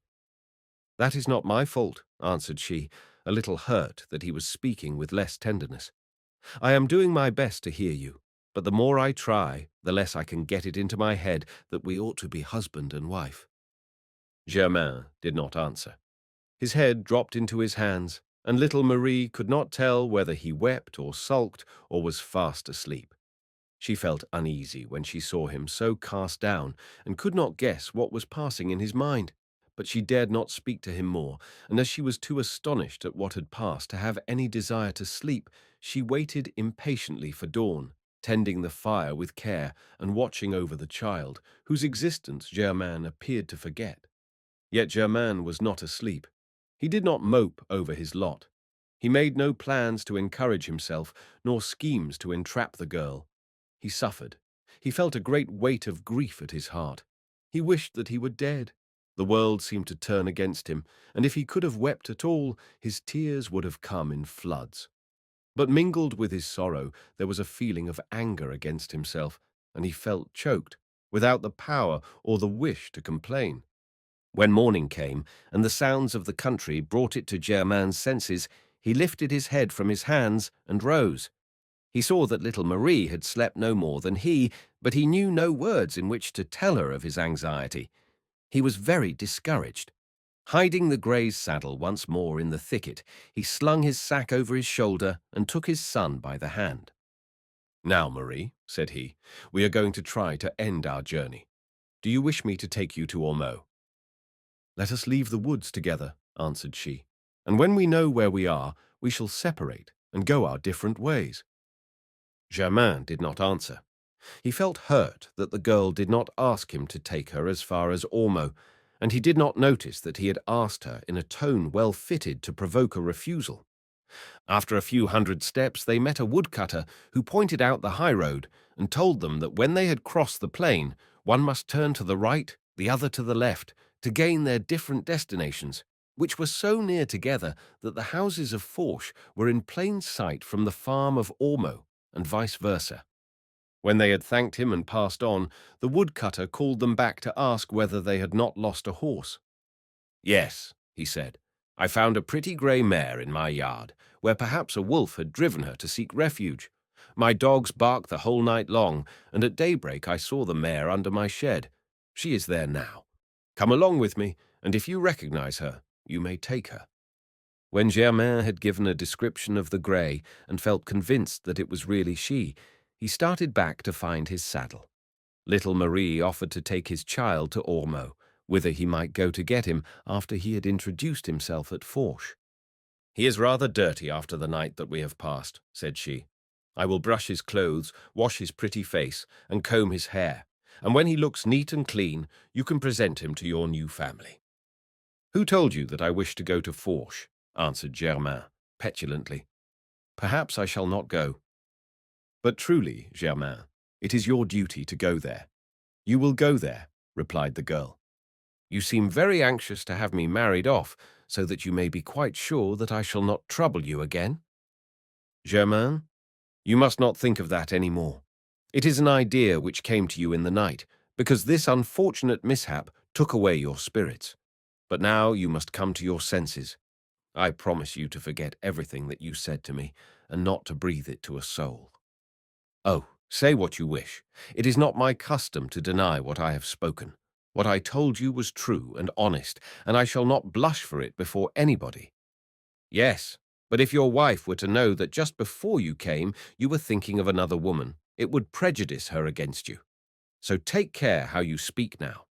Don't look at me before everybody with such a rapt expression. Think of Father Maurice, who relies on your obedience, and who would be enraged at me if I were to turn you from his will. Goodbye, Germain. I take Petit Pierre in order to force you to go to Forch. He is a pledge which I keep on your behalf." "So you want to go with her?" said the husbandman to his son, seeing that the boy had clasped Marie's hands and was following her resolutely. "Yes, father," answered the child, who had heard the conversation and understood after his own fashion the words spoken so unguardedly before him. "I am going away with my dearest little Marie. You shall come to find me when you have done marrying, but I wish Marie to be my little mother." "You see how much he wishes it," said Germain to the girl. "Listen to me, Petit Pierre," he added. "I wish her to be your mother and to stay with you always. It is she who does not wish to.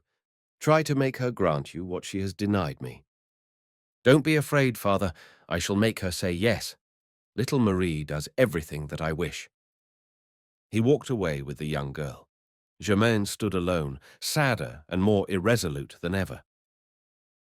11. The bell of the village. And after all, when he had brushed the dust of travel from his clothes and from his horse's harness, when he had mounted the grey, and when he had learned the road, he felt that there was no retreat, and that he must forget that anxious night as though it had been a dangerous dream. He found Father Leonard seated on a trim bench of spinach green. The 6 stone steps leading up to the door showed that the house had a cellar. The walls of the garden and of the hemp field were plastered with lime and sand. It was a handsome house, and might almost have been mistaken for the dwelling of a bourgeois. Germain's future father-in-law came forward to meet him, and having plied him for 5 minutes with questions concerning his entire family, he added that conventional phrase with which one passerby addresses another, concerning the object of his journey. "So you are taking a little trip in this part of the country?" "I have come to see you," replied the husbandman, "to give you this little present of game with my father's compliments, and to tell you from him that you ought to know with what intentions I come to your house." "Oh, ho," said Father Leonard, laughing and tapping his capacious stomach. "I see, I understand, I am with you, and," he added with a wink, "you will not be the only one to pay your court, young man. There are 3 already in the house, dancing attendants like you. I never turn anybody away, and I should find it hard to say yes or no to any of them, for they are all good matches. Yet, on account of Father Maurice, and for the sake of the rich fields you till, I hope that it may be you. But my daughter is of age and mistress of her own affairs. She will do as she likes. Go in and introduce yourself. I hope that you will draw the prize." "I beg your pardon," answered Germain, amazed to find himself an extra when he had counted on being alone in the field. "I was not aware that your daughter was supplied already with suitors, and I did not come to quarrel over her." "If you suppose that because you were slow in coming, my daughter would be left unprovided for, you are greatly mistaken, my son," replied Father Leonard with unshaken good humor. "Catherine has the wherewithal to attract suitors, and her only difficulty lies in choosing. But come in. Don't lose heart. The woman is worth a struggle." And pushing in Germain by the shoulders with boisterous gaiety, he called to his daughter as they entered the house, "So, Catherine, here is another." This cordial but unmannerly method of introduction to the widow in the presence of her other devotees completed Germain's distress and embarrassment. He felt the awkwardness of his position and stood for a few moments without daring to look upon the beauty and her court. The widow Guérin had a good figure and did not lack freshness, but her expression and her dress displeased Germain the instant he saw her. She had a bold, self-satisfied look, and her cap, edged with 3 lace flounces, her silk apron, and her fichu of fine black lace were little in accord with the staid and sober widow he had pictured to himself. Her elaborate dress and forward manners inclined Germain to judge the widow old and ugly, although she was certainly not either. He thought that such finery and playful manners might well suit little Marie's years and wit, but that the widow's fun was laboured and overbold, and that she wore her fine clothes in bad taste. The 3 suitors were seated at a table loaded with wines and meats which were spread out for their use throughout the Sunday morning, for Father Leonard liked to show off his wealth, and the widow was not sorry to display her pretty china and keep a table like a rich lady. Germain, simple and unsuspecting as he was, watched everything with a penetrating glance, and for the first time in his life he kept on the defensive when he drank. Father Leonard obliged him to sit down with his rivals, and taking a chair opposite, he treated him with great politeness and talked to him rather than to the others. The present of game, despite the breach Germain had made on his own account, was still plenteous enough to produce its effect. The widow did not look unaware of its presence, and the suitors cast disdainful glances in its direction. Germain felt ill at ease in this company and did not eat heartily. Father Leonard poked fun at him. "You look very melancholy," said he, "and you are ill using your glass. You must not allow love to spoil your appetite, for a fasting lover can make no such pretty speeches as he whose ideas are brightened with a drop of wine." Germain was mortified at being thought already in love, and the artificial manner of the widow, who kept lowering her eyes with a smile as a woman does who is sure of her calculations, made him long to protest against his pretended surrender. But fearing to appear uncivil, he smiled and held his peace. He thought the widow's beaux 3 bumpkins. They must have been rich for her to admit of their pretensions. One was over 40 and fat as Father Leonard. Another had lost an eye and drank like a sot. The third was a young fellow, and nice-looking too, but he kept insisting on displaying his wit, and would say things so silly that they were painful to hear. Yet the widow laughed as though she admired all his foolishness, and made small proof of her good taste thereby. At first, Germain thought her infatuated with him, but soon he perceived that he himself was especially encouraged, and that they wished him to make fresh advances. For this reason, he felt an increasing stiffness and severity which he took no pains to conceal.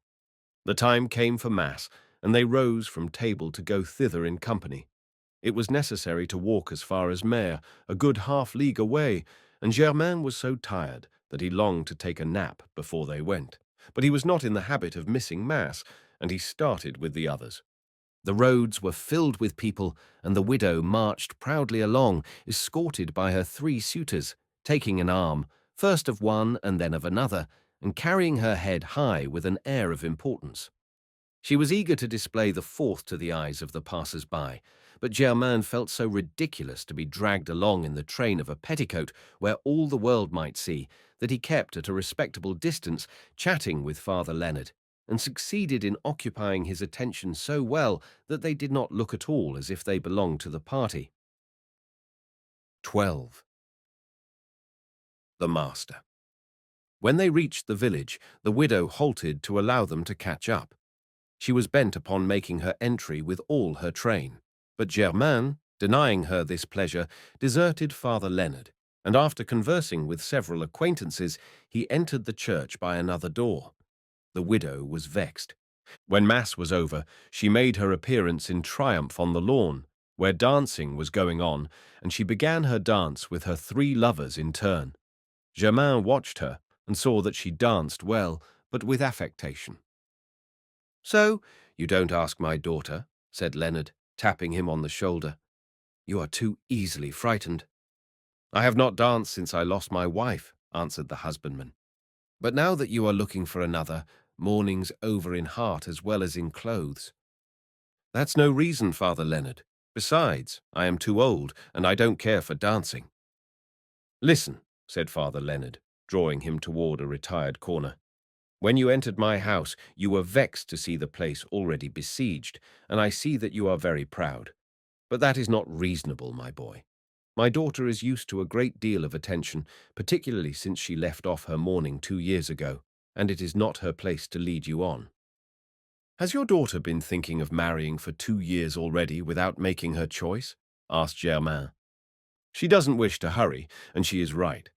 Although she has lively manners, and although you may not think that she reflects a great deal, she is a woman of excellent common sense, and knows very well what she is about." "It does not appear to me so," said Germain ingenuously, "for she has 3 suitors in her train, and if she knew her own mind, there are 2 of them, at least, whom she would find superfluous and request to stay at home." "Why, Germain, you don't understand at all. She doesn't wish the old man, nor the blind man, nor the young man, I am quite certain. Yet, if she were to turn them off, people would think that she wished to remain a widow, and nobody else would come." "Oh, I see. These 3 are used for a guidepost." "As you like. What is the harm if they are satisfied?" "Every man to his taste," said Germain. "I see that yours is different. Now, supposing that you are chosen, then they would leave the coast clear." "Yes, supposing. And meanwhile, how much time should I have to whistle?" "That depends on your persuasive tongue, I suppose. Until now, my daughter has always thought that she would pass the best part of her life while she was being courted, and she is in no hurry to become the servant of one man when she can order so many others about. So she will please herself as long as the game amuses her, but if you please her more than the game will cease. Only you must not lose courage. Come back every Sunday, dance with her, let her know that you are amongst her followers, and if she finds you more agreeable and better bred than the others, some fine day she will tell you so, no doubt." "Excuse me, Father Leonard, your daughter has the right to do as she pleases, and it is not my business to blame her. If I were in her place, I should do differently. I should be more frank, and should not waste the time of men who have doubtless something better to do than dancing attendance on a woman who makes fun of them. Still, if that is what amuses her and makes her happy, it is no affair of mine. Only there is one thing I must tell you which is a little embarrassing, since you have mistaken my intentions from the start, for you are so sure of what is not so that you have given me no chance to explain. You must know, then, that I did not come here to ask for your daughter in marriage, but merely to buy a pair of oxen which you are going to take to market next week, and which my father-in-law thinks will suit him." "I understand, Germain," answered Leonard very calmly. "You changed your plans when you saw my daughter with her admirers. It is as you please. It seems that what attracts some people repels others, and you are perfectly welcome to withdraw, for you have not declared your intentions. If you wish seriously to buy my cattle, come and see them in the pasture, and whether we make a bargain or not, you will come back to dinner with us before you return." "I don't wish to trouble you," answered Germain. "Perhaps you have something to do here. I myself am tired of watching the dancing and standing idle. I will go to see your cattle, and I will soon join you at your house." Then Germain made his escape, and walked away toward the meadows where Leonard had pointed out to him some of his cattle. It was true that Father Maurice intended to buy, and Germain thought that if he were to bring home a fine pair of oxen at a reasonable price, he might more easily receive a pardon for wilfully relinquishing the purpose of his journey. He walked rapidly and soon found himself at some distance from Ormeaux. Then of a sudden he felt a desire to kiss his son and to see little Marie once again, although he had lost all hope and even had chased away the thought that he might some day owe his happiness to her. Everything that he had heard and seen, this woman, flirtatious and vain, this father, at once shrewd and short-sighted, encouraging his daughter in habits of pride and untruth, this city luxury, which seemed to him a transgression against the dignity of country manners, this time wasted in foolish, empty words, this home so different from his own, and above all, that deep uneasiness which comes to a labourer of the fields when he leaves his accustomed toil. All the trouble and annoyance of the past few hours made Germain long to be with his child and with his little neighbour.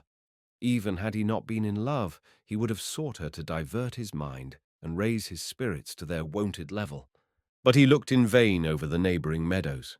He saw neither little Marie nor little Pierre, and yet it was the hour when shepherds are in the fields. There was a large flock in a pasture. He asked of a young boy who tended them whether the sheep belonged to the farm of Ormeaux. "Yes," said the child. "Are you the shepherd? Do boys tend the flocks of the farm amongst you?" "No, I am taking care of them today, because the shepherdess went away. She was ill." "But have you not a new shepherdess who came this morning?" "Yes, surely. But she too has gone already." "What? Gone? Did she not have a child with her?" "Yes, a little boy who cried. They both went away after they had been here 2 hours." "Went away? Where?" "Where they came from, I suppose. I didn't ask them." "But why did they go away?" asked Germain, growing more and more uneasy. "How the deuce do I know? Did they not agree about wages? Yet that must have been settled before." "I can tell you nothing about it. I saw them come and go, nothing more." Germain walked toward the farm and questioned the farmer. Nobody could give him an explanation, but after speaking with the farmer, he felt sure that the girl had gone without saying a word and had taken the weeping child with her. "Can they have been ill-treating my son?" cried Germain. "It was your son, then. How did he happen to be with the little girl? Where do you come from, and what is your name?" Germain, seeing that after the fashion of the country they were answering him with questions, stamped his foot impatiently and asked to speak with the master. The master was away. Usually he did not spend the whole day when he came to the farm. He was on horseback, and he had ridden off to one of his other farms. "But honestly," said Germain, growing very anxious, "can't you tell me why this girl left?" The farmer and his wife exchanged an odd smile. Then the former answered that he knew nothing, and that it was no business of his. All that Germain could learn was that both girl and child had started off toward Forch. He rushed back to Forch. The widow and her lovers were still away, so was Father Leonard. The maid told him that a girl and a child had come to ask for him, but that as she did not know them, she did not wish to let them in, and had advised them to go to Mare's. "And why did you refuse to let them in?" said Germain angrily. "People are very suspicious in this country, where nobody opens the door to a neighbor." "But you see," answered the maid, "in a house as rich as this, I must keep my eyes open. When the master is away, I am responsible for everything, and I cannot open the door to the first person that comes along." "It is a bad custom," said Germain, "and I had rather be poor than to live in constant fear like that. Goodbye to you, young woman, and goodbye to your vile country." He made inquiries at the neighbouring house. The shepherdess and child had been seen.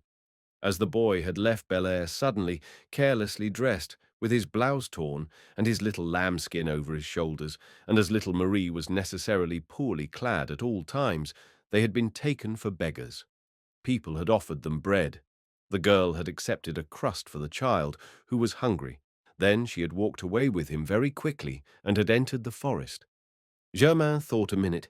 Then he asked whether the farmer of Ormeaux had not been at Forch. "Yes," they answered. "He passed on horseback a few seconds after the girl." "Was he chasing her?" "Oh, so you understand," answered the village publican with a laugh. "Certain it is that he is the devil of a fellow for running after girls. But I don't believe that he caught her, though after all, if he had seen her, that is enough. Thank you." And he flew rather than ran to Leonard's stable. Throwing the saddle on the grey's back, he leapt upon it and set off at full gallop toward the wood of Chanteloube. His heart beat hard with fear and anger. The sweat poured down his forehead. He spurred the mare till the blood came, though the grey needed no pressing when she felt herself on the road to her stable. 13. The Old Woman. Germain came soon to the spot where he had passed the night on the border of the pool. The fire was smoking still. An old woman was gathering the remnants of the wood little Marie had piled there. Germain stopped to question her. She was deaf and mistook his inquiries. "Yes, my son," said she, "this is the devil's pool. It is an evil spot, and you must not approach it without throwing in 3 stones with your left hand while you cross yourself with the right. That drives away the spirits. Otherwise, trouble comes to those who go around it." "I am not asking about that," said Germain, moving nearer her and screaming at the top of his lungs. "Have you seen a girl and a child walking through the wood?" "Yes," said the old woman. "A little child was drowned there." Germain shook from head to foot, but happily the hag added, "That happened a long time ago. In memory of the accident, they raised a handsome cross there. But one stormy night, the bad spirits threw it into the water. You can still see one end of it. If anybody were unlucky enough to pass the night here, he could never find his way out before daylight. He must walk and walk, and though he went 200 leagues into the forest, he must always return to the same place." The peasant's imagination was aroused in spite of himself, and the thought of the evils that must come in order that the old woman's assertions might be vindicated took so firm a hold of his mind that he felt chilled through and through. Hopeless of obtaining more news, he remounted and traversed the woods afresh, calling Pierre with all his might, whistling, cracking his whip, and snapping the branches that the whole forest might re-echo with the noise of his coming. Then he listened for an answering voice, but he heard no sound save the cowbells scattered through the glades and the wild cries of the swine as they fought over the acorns. At length Germain heard behind him the noise of a horse following in his traces, and a man of middle age, dark, sturdy, and dressed after the city fashion, called to him to stop. Germain had never seen the farmer of Ormeaux, but his instinctive rage told him at once that this was the man. He turned, and eyeing him from head to foot, waited for him to speak. "Have not you seen a young girl of 15 or 16 go by with a small boy?"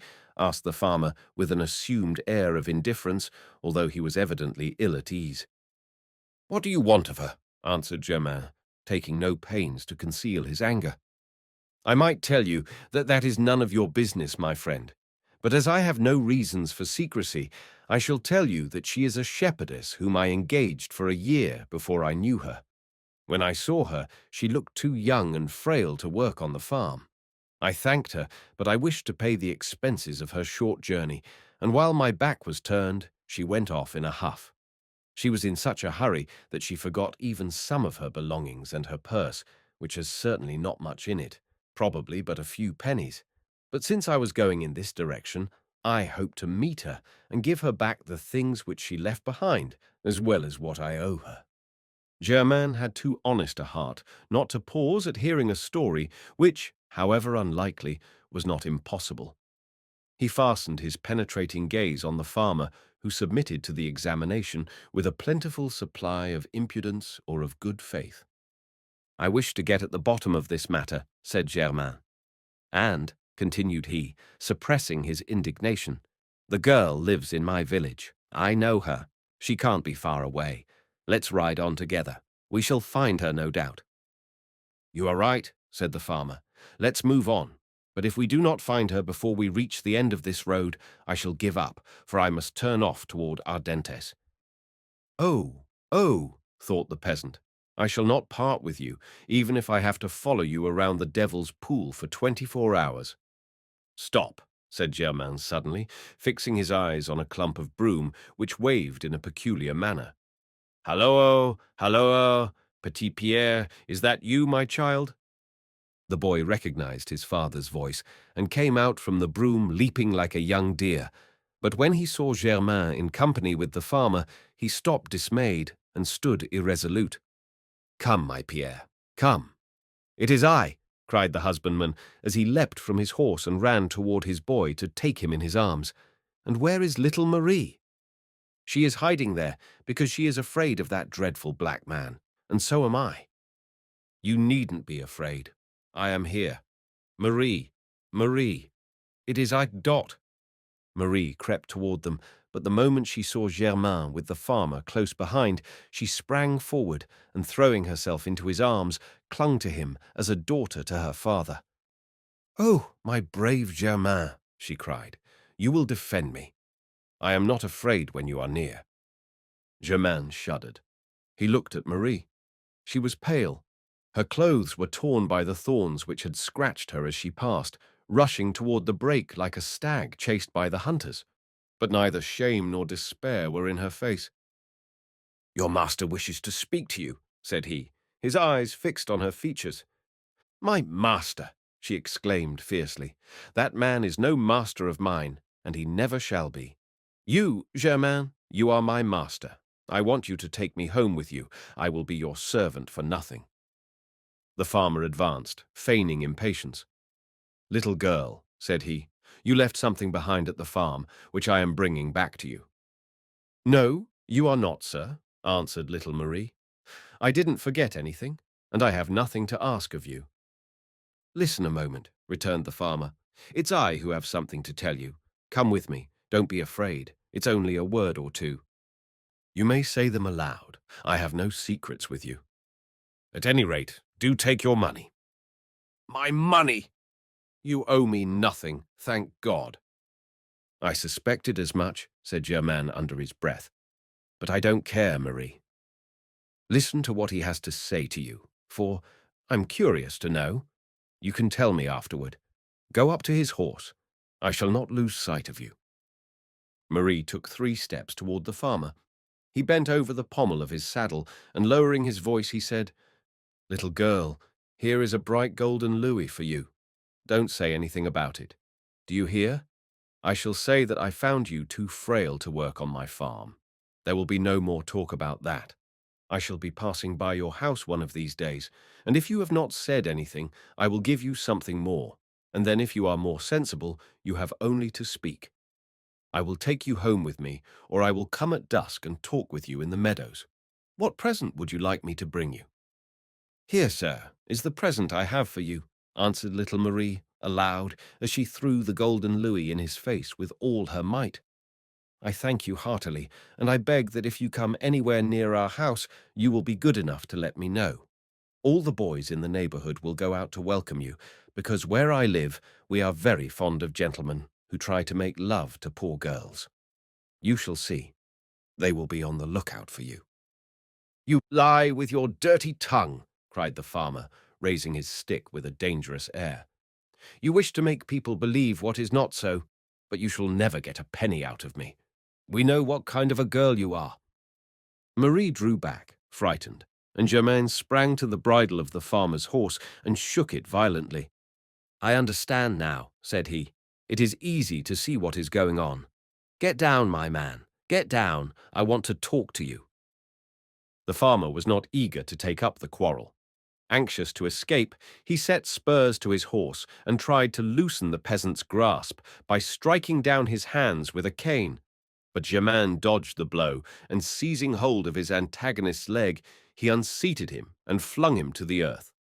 The farmer regained his feet, but although he defended himself vigorously, he was knocked down once more. Germain held him to the ground. Then he said, "Poor coward, I could thrash you if I wished. But I don't want to do you an injury, and besides, no amount of punishment would help your conscience, but you shall not stir from this spot until you beg the girl's pardon, on your knees." The farmer understood this sort of thing, and wished to take it all as a joke. He made believe that his offense was not serious, since it lay in words alone, and protested that he was perfectly willing to ask her pardon, provided he might kiss the girl afterward. Finally, he proposed that they go and drink a pint of wine at the nearest tavern, and so part good friends. "You are disgusting," answered Germain, rubbing his victim's head in the dirt, "and I never wish to see your nasty face again. So blush, if you are able, and when you come to our village, you had better slink along Sneak's alley." He picked up the farmer's holly stick, broke it over his knee to show the strength of his wrists, and threw away the pieces with disgust. Then, giving one hand to his son and the other to little Marie, he walked away, still trembling with anger. 14. The return to the farm. At the end of 15 minutes they had left the heath behind them. They trotted along the high road, and the grey whinnied at each familiar object. Petit Pierre told his father as much as he could understand of what had passed. "When we reached the farm," said he, "that man came to speak to my Marie in the fold, where we had gone to see the pretty sheep. I had climbed into the manger to play, and that man did not see me. Then he said good morning to Marie, and he kissed her." "You allowed him to kiss you, Marie?" said Germain, trembling with anger. "I thought it was a civility, a custom of the place to newcomers, just as at your farm the grandmother kisses the young girls who enter her service to show that she adopts them and will be a mother to them." "And next," went on little Pierre, who was proud to have an adventure to tell of, "that man told you something wicked, which you have told me never to repeat and not even remember. So I forgot it right away. Still, if father wishes, I will tell him what it was." "No, Pierre, I don't wish to hear, and I don't wish you ever to think of it again." "Then I will forget it all over again," replied the child. "Next, that man seemed to be growing angry because Marie told him that she was going away. He told her he would give her whatever she wanted, 100 francs. And my Marie grew angry too. Then he came toward her as if he wished to hurt her. I was afraid, and I ran to Marie and cried. Then that man said, 'What's that? Where did that child come from? Put it out!' And he raised his cane to beat me. But my Marie prevented him, and she spoke to him this way: 'We will talk later, sir.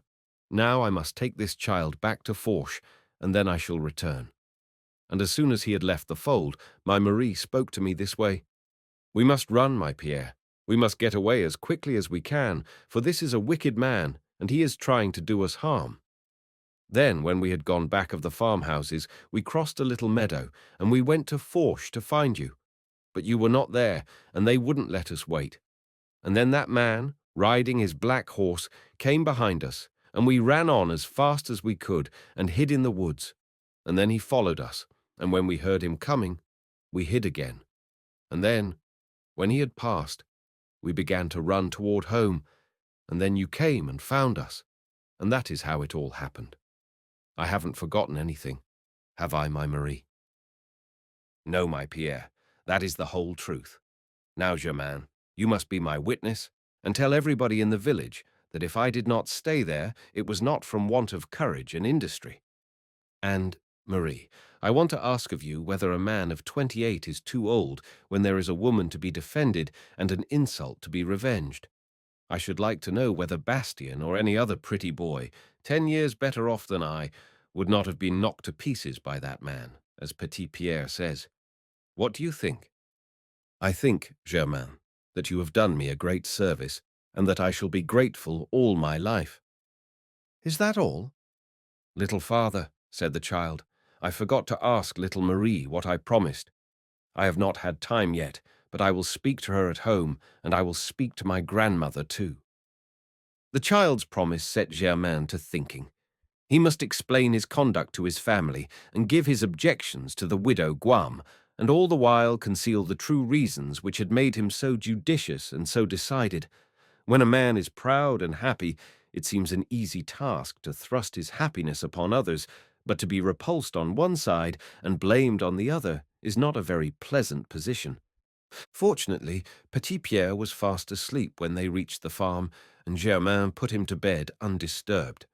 Then he began upon all sorts of explanations. Father Maurice, seated on a 3-legged stool before the door, listened with gravity. And although he was ill-content with the result of the journey, when Germain told him about the widow's systematic coquetry and demanded of his father-in-law whether he had the time to go and pay his court 52 Sundays in the year at the risk of being dismissed in the end, the old man nodded his head in assent and answered, "You are not wrong, Germain. That could never be." And then, when Germain described how he had been obliged to bring back little Marie with the utmost haste in order to protect her from the insults or perhaps from the violence of a wicked master, Father Maurice nodded approvingly again and said, "You were not wrong, Germain. That was right." When Germain had told his story and had set forth all his reasons, the old farmer and his wife heaved deep, simultaneous sighs of resignation and looked at each other. Then the head of the house rose and said, "God's will be done. Love can't be made to order." "Come to supper, Germain," said his mother-in-law. "It is unfortunate that this did not come to a better end, but after all, it seems that God did not wish it. We must look elsewhere." "Yes," added the old man.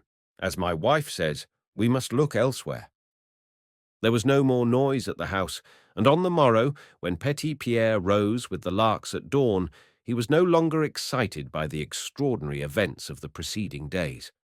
Like other little peasants of his age, he became indifferent, forgot everything that had been running in his head, and thought only of playing with his brothers and of pretending to drive the horses and oxen like a man.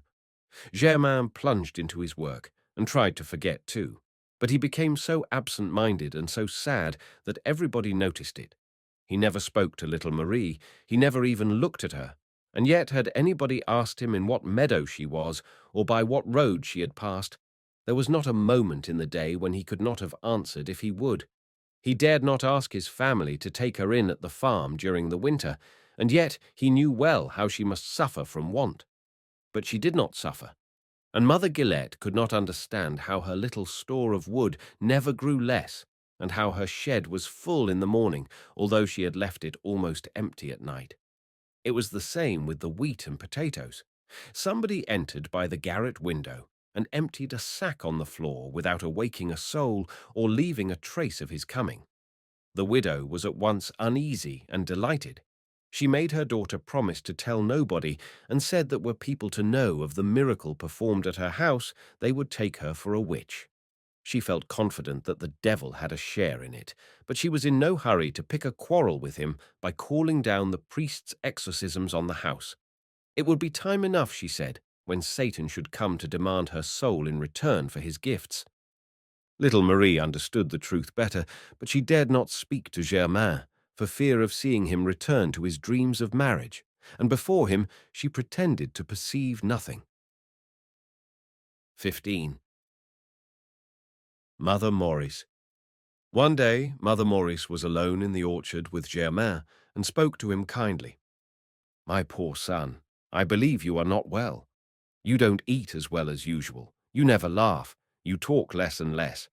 Perhaps one of us, or all of us, have hurt your feelings without knowing and without wishing it." "No, my mother," answered Germain. "You have always been as kind to me as the mother who brought me into the world, and I should be very ungrateful if I were to complain of you or your husband or of anybody in the household."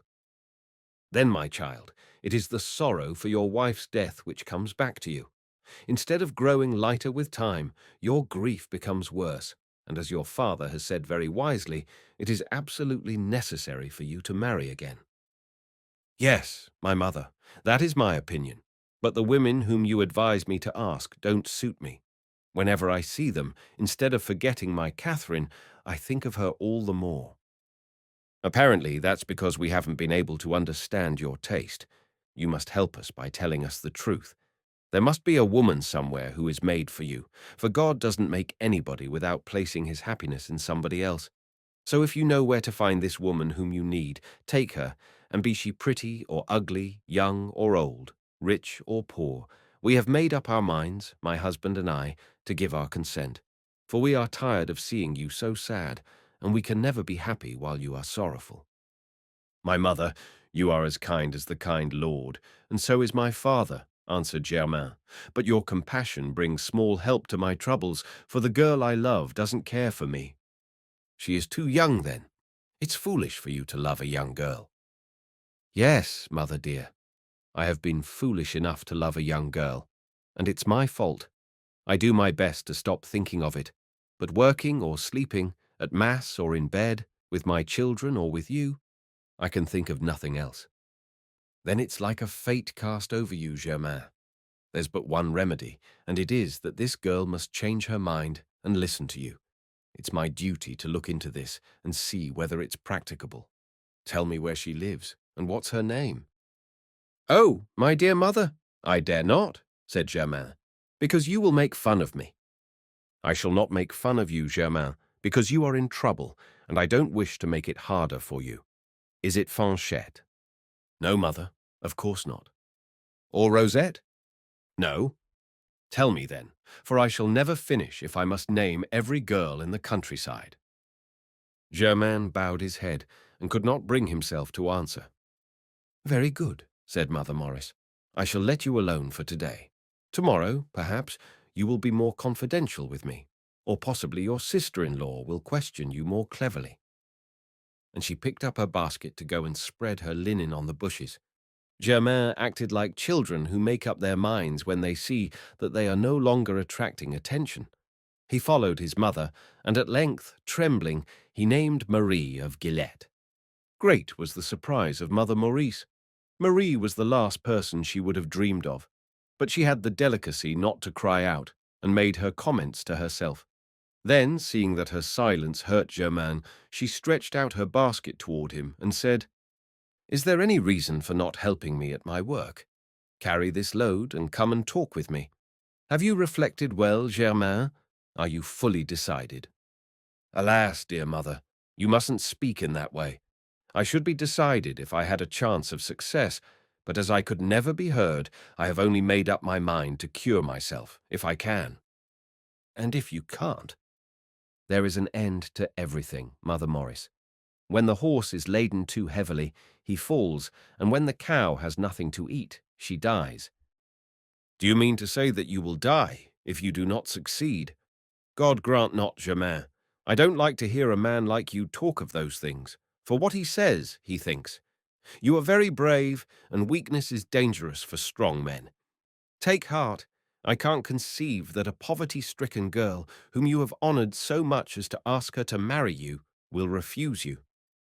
Yet it's the truth. She does refuse me. And what reasons does she give you? That you have always been kind to her, and that her family owes a great deal to yours, and that she doesn't wish to displease you by turning me away from a rich marriage. If she says that, she proves her good sense and shows what an honest girl she is. But Germain, she doesn't cure you, for of course she tells you that she loves you and would marry you if we were willing. That's the worst part of all. She says that her heart can never be mine.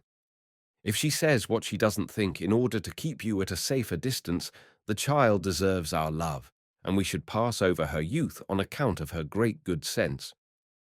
Yes, said Germain, struck by a hope he had never held before.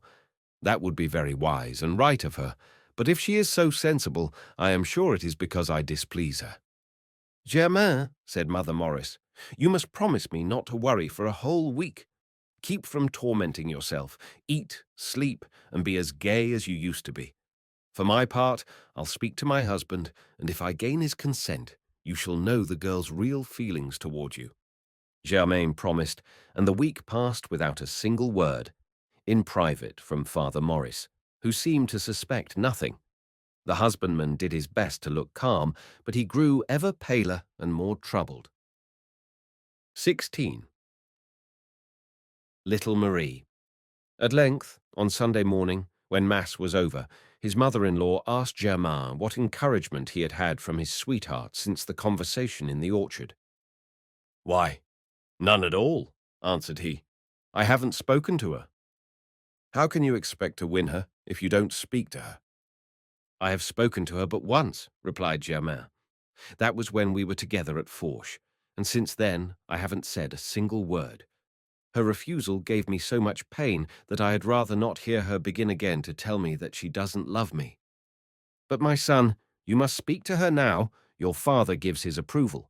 So make up your mind. I tell you to do it, and if need be, I shall order you to do it, for you can't rest in this uncertainty." Germain obeyed.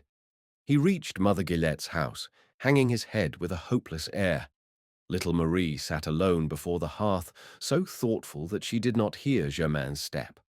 When she saw him before her, she started from her chair in surprise and grew very red. "Little Marie," said he, sitting down near her, "I come to trouble you and to give you pain.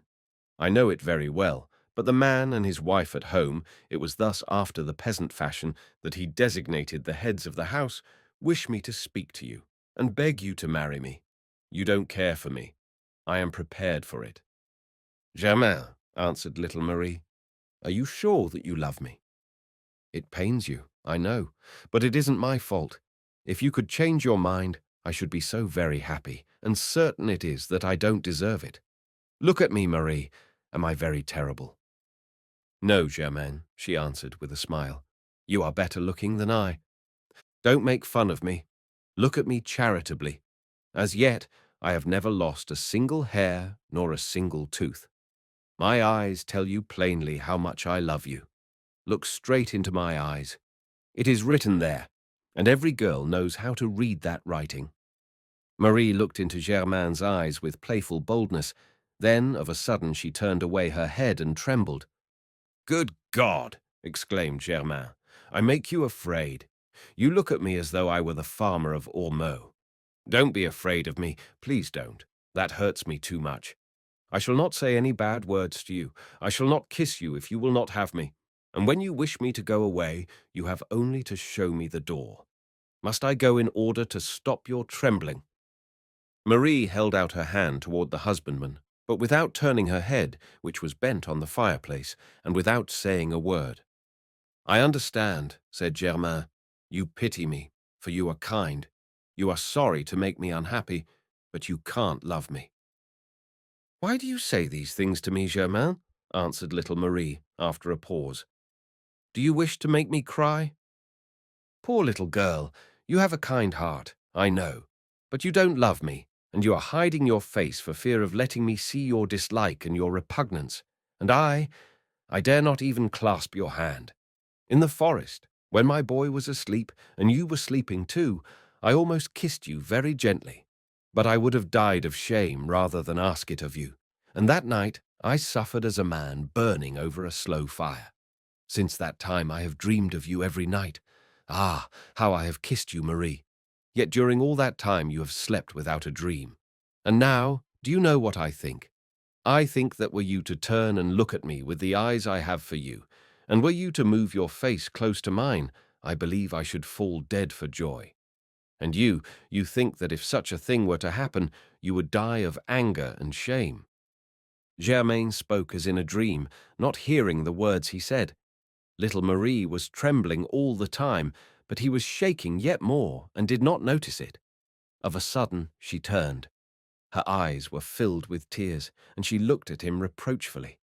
The poor husbandman thought that this was the last blow, and without waiting for his sentence, he rose to go, but the girl stopped him, and throwing both her arms about him, she hid her face in his breast. "Oh, Germain," she sobbed, "didn't you feel that I loved you?" Then Germain had gone mad. If his son, who came galloping into the cottage on a stick, with his little sister on the crupper, scourging the imaginary steed with a willow branch, had not brought him to his senses. He lifted the boy and placed him in the girl's arms. "See," said he, "by loving me, you have made more than one person happy." Appendix 1. A country wedding. Here ends the history of Germain's marriage, as he told it to me himself, good husbandman that he is. I ask your forgiveness, kind reader, that I know not how to translate it better, for it is a real translation that is needed by this old-fashioned and artless language of the peasants of the country that I sing, as they used to say. These people speak French that is too true for us, and since Rabelais and Montaigne, the advance of the language has lost for us many of its old riches. Thus it is with every advance, and we must make the best of it. Yet it is a pleasure still to hear those picturesque idioms used in the old districts in the centre of France, all the more because it is the genuine expression of the laughing, quiet, and delightfully talkative character of the people who make use of it. Touraine has preserved a certain precious number of patriarchal phrases, but Touraine was civilized greatly during the Renaissance, and since its decline she is filled with fine houses and highroads, with foreigners and traffic. Berry remained as she was, and I think that after Brittany and a few provinces in the far south of France, it is the best preserved district to be found at the present day. Some of the costumes are so strange and so curious that I hope to amuse you a few minutes more, kind reader, if you will allow me to describe to you in detail a country wedding, Germain's, for example, at which I had the pleasure of assisting several years ago. For alas, everything passes. During my life alone, more change has taken place in the ideas and in the customs of my village than had been seen in the centuries before the Revolution. Already half the ceremonies, Celtic, pagan, or of the Middle Ages, that in my childhood I have seen in their full vigour, have disappeared. In a year or two more, perhaps, the railroads will lay their level tracks across our deep valleys and will carry away, with the swiftness of lightning, all our old traditions and our wonderful legends. It was in winter, about the carnival season, the time of year when, in our country, it is fitting and proper to have weddings.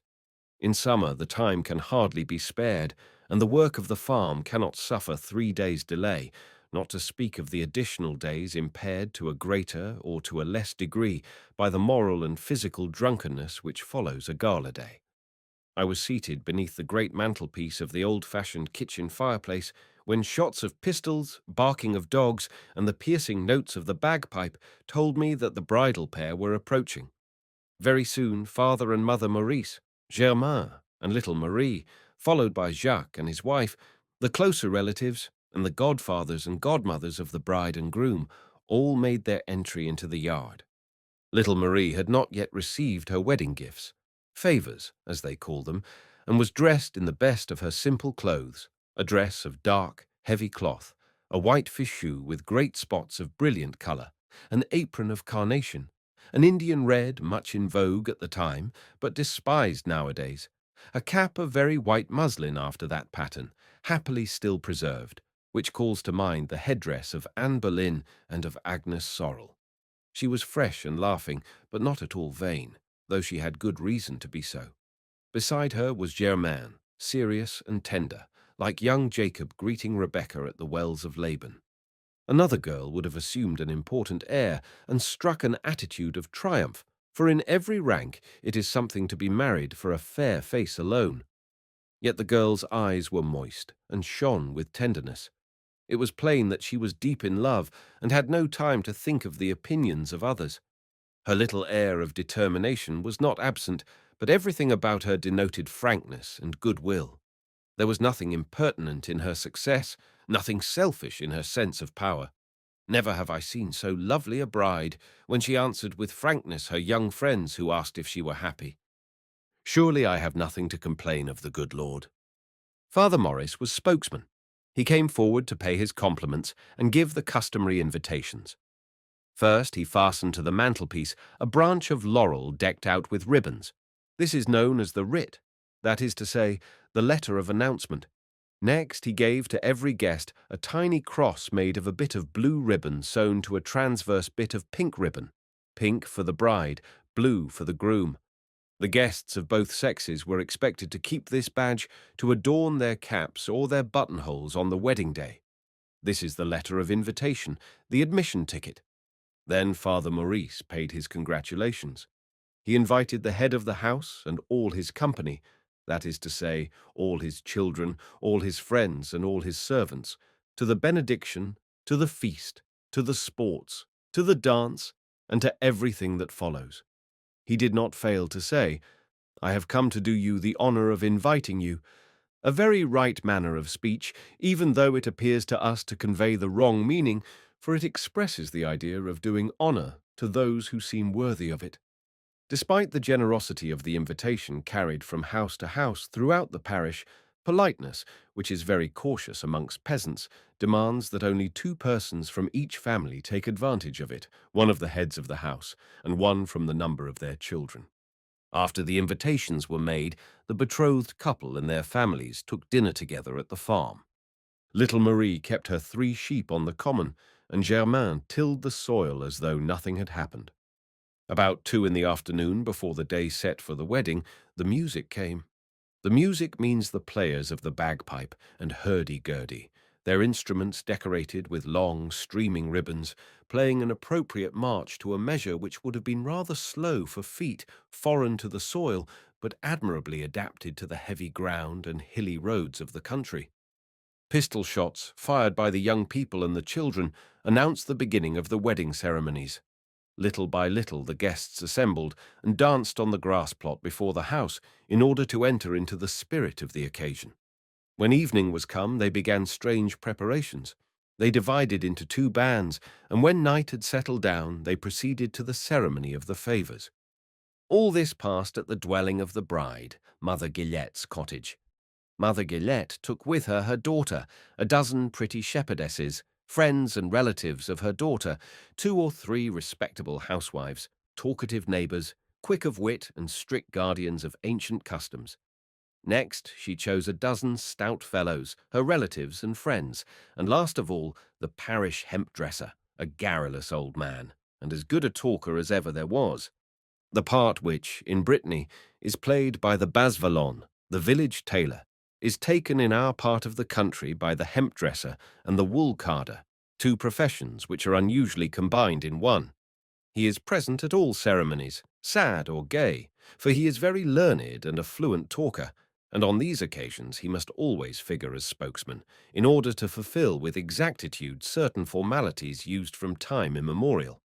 Travelling occupations which bring a man into the midst of other families, without allowing him to shut himself up within his own, are well fitted to make him talker, wit, storyteller, and singer. The hemp-dresser is peculiarly sceptical.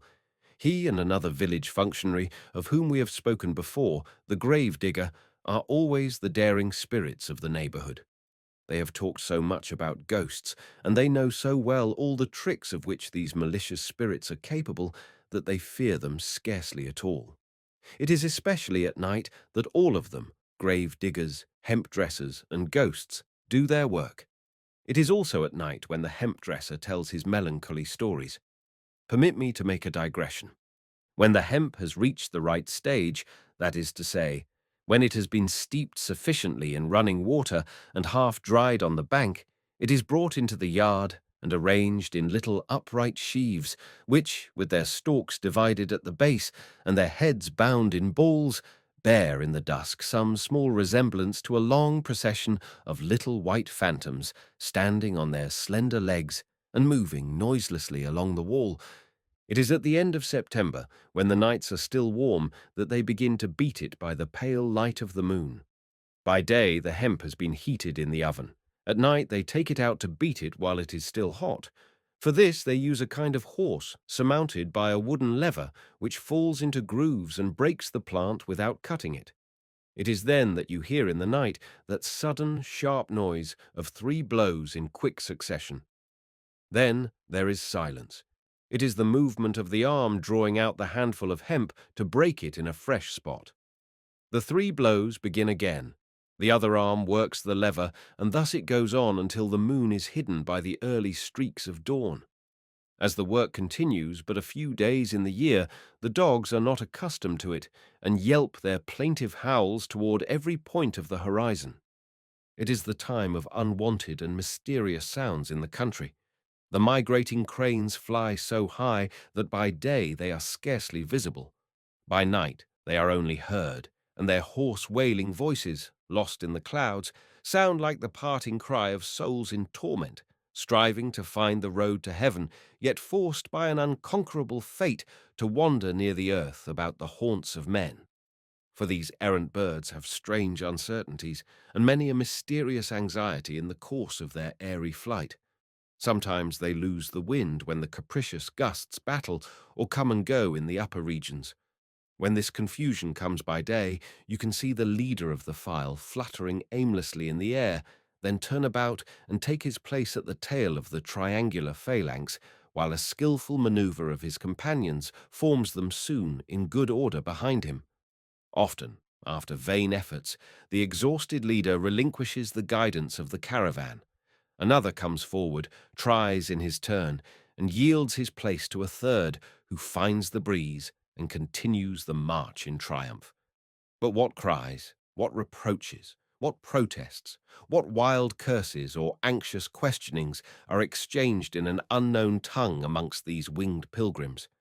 Sometimes, in the resonant night, you can hear these sinister noises whirling for a long time above the housetops, and as you can see nothing, you feel, despite your efforts, a kind of dread and kindred discomfort until the sobbing multitude is lost in boundless space.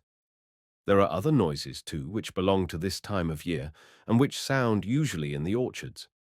Gathering the fruit is not yet over, and the thousand unaccustomed cracklings make the tree seem alive. A branch groans as it bends beneath a burden which has reached, of a sudden, the last stage of growth. Or perhaps an apple breaks from the twig and falls on the damp earth at your feet with a dull sound. Then you hear rush by, brushing the branches and the grass, a creature you cannot see. It is the peasant's dog, that prowling and uneasy rover, at once impudent and cowardly, always wandering, never sleeping, ever seeking you know not what, spying upon you, hiding in the brush, and taking flight at the sound of a falling apple, which he thinks a stone that you are throwing at him. It is during those nights, nights misty and grey, that the hemp-dresser tells his weird stories of will-o'-the-wisps and milk-white hares, of souls in torment and wizards changed to wolves, of witches' vigils at the crossroads, and screech-owls, prophetesses of the graveyard. I remember passing the early hours of such a night while the hemp-dressing was going on, and the pitiless strokes, interrupting the dresser's story at its most awful place, sent icy shivers through our veins. And often, too, the good man continued his story as he worked, and 4 or 5 words were lost, terrible words, no doubt, which we dared not make him repeat, and whose omission added a mystery yet more fearful to the dark mysteries of the story which had gone before. It was in vain the servants warned us that it was too late to stay without doors, and that bedtime had sounded for us long since. They too were dying to hear more, and then with what terror we crossed the hamlet on our way home. How deep did the church porch appear to us, and how thick and black the shadows of the old trees! The graveyard we dared not see. We shut our eyes tight as we passed it. But no more than the sacristan is the hemp-dresser, gifted solely with the desire of frightening. He loves to make people laugh. He is sarcastic and sentimental at need, when love and marriage are to be sung. It is he who collects and keeps stored in his memory the oldest songs, and who transmits them to posterity. And so it is he who acts at weddings the part we shall see him play at the presentation of little Marie's favours. 2. The wedding favours. When all the guests were met together in the house, the doors and windows were closed with the utmost care. Even the garret window was barricaded. Boards and benches, logs and tables were placed behind every entrance, just as if the inhabitants were making ready to sustain a siege. And within these fortifications solemn stillness prevailed, until at a distance were heard songs and laughter and the sounds of rustic music. It was the band of the bridegroom, Germain at the head, followed by his most trusty companions and by the grave-digger, relatives, friends, and servants, who formed a compact and merry train. Meanwhile, as they came nearer the house, they slackened their pace, held a council of war, and became silent. The girls, shut up in the house, had arranged little loopholes at the windows by which they could see the enemy approach and deploy in battle array. A fine, cold rain was falling, which added zest to the situation, while a great fire blazed on the hearth within.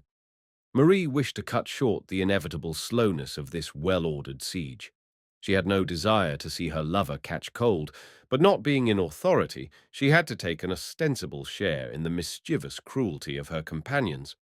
When the two armies met, a discharge of firearms on the part of the besiegers set all the dogs in the neighborhood to barking. Those within the house dashed at the door with loud yelps, thinking that the attack was in earnest, and the children, little reassured by the efforts of their mothers, began to weep and to tremble. The whole scene was played so well that a stranger would have been deceived and would have made his preparations to fight a band of brigands. Then the gravedigger, bard and orator of the groom, took his stand before the door and with a rueful voice exchanged the following dialogue with the hemp-dresser who was stationed above the same door. The gravedigger. Ah, my good people, my fellow townsmen, for the love of heaven, open the door. The hemp-dresser. Who are you, and what right have you to call us your dear fellow townsmen? We don't know you. The gravedigger. We are worthy folk in great distress. Don't be afraid of us, my friends. Extend us your hospitality. Sleet is falling, our poor feet are frozen, and our journey home has been so long that our sabots are split. The hemp-dresser. If your sabots are split, you can look on the ground. You will find very soon a sprig of willow to make some archelettes, small curved blades of iron, which are fastened on split sabots to hold them together. The gravedigger. Willow archelettes are scarcely strong enough. You are making fun of us, good people, and you would do better to open your doors. We can see a splendid fire blazing in your dwelling. The spit must be turning, and we can make merry with you, heart and belly. So open your doors to poor pilgrims who will die on the threshold if you are not merciful. The hemp-dresser. Aha! So you are pilgrims? You never told us that. And what pilgrimage do you come from, may I ask? The gravedigger. We shall tell you that when you open the door, for we come from so far that you would never believe it. The hemp-dresser. Open the door to you? I rather think not. We can't trust you. Tell us, is it from Saint-Sylvain of Pouligny that you come? The gravedigger.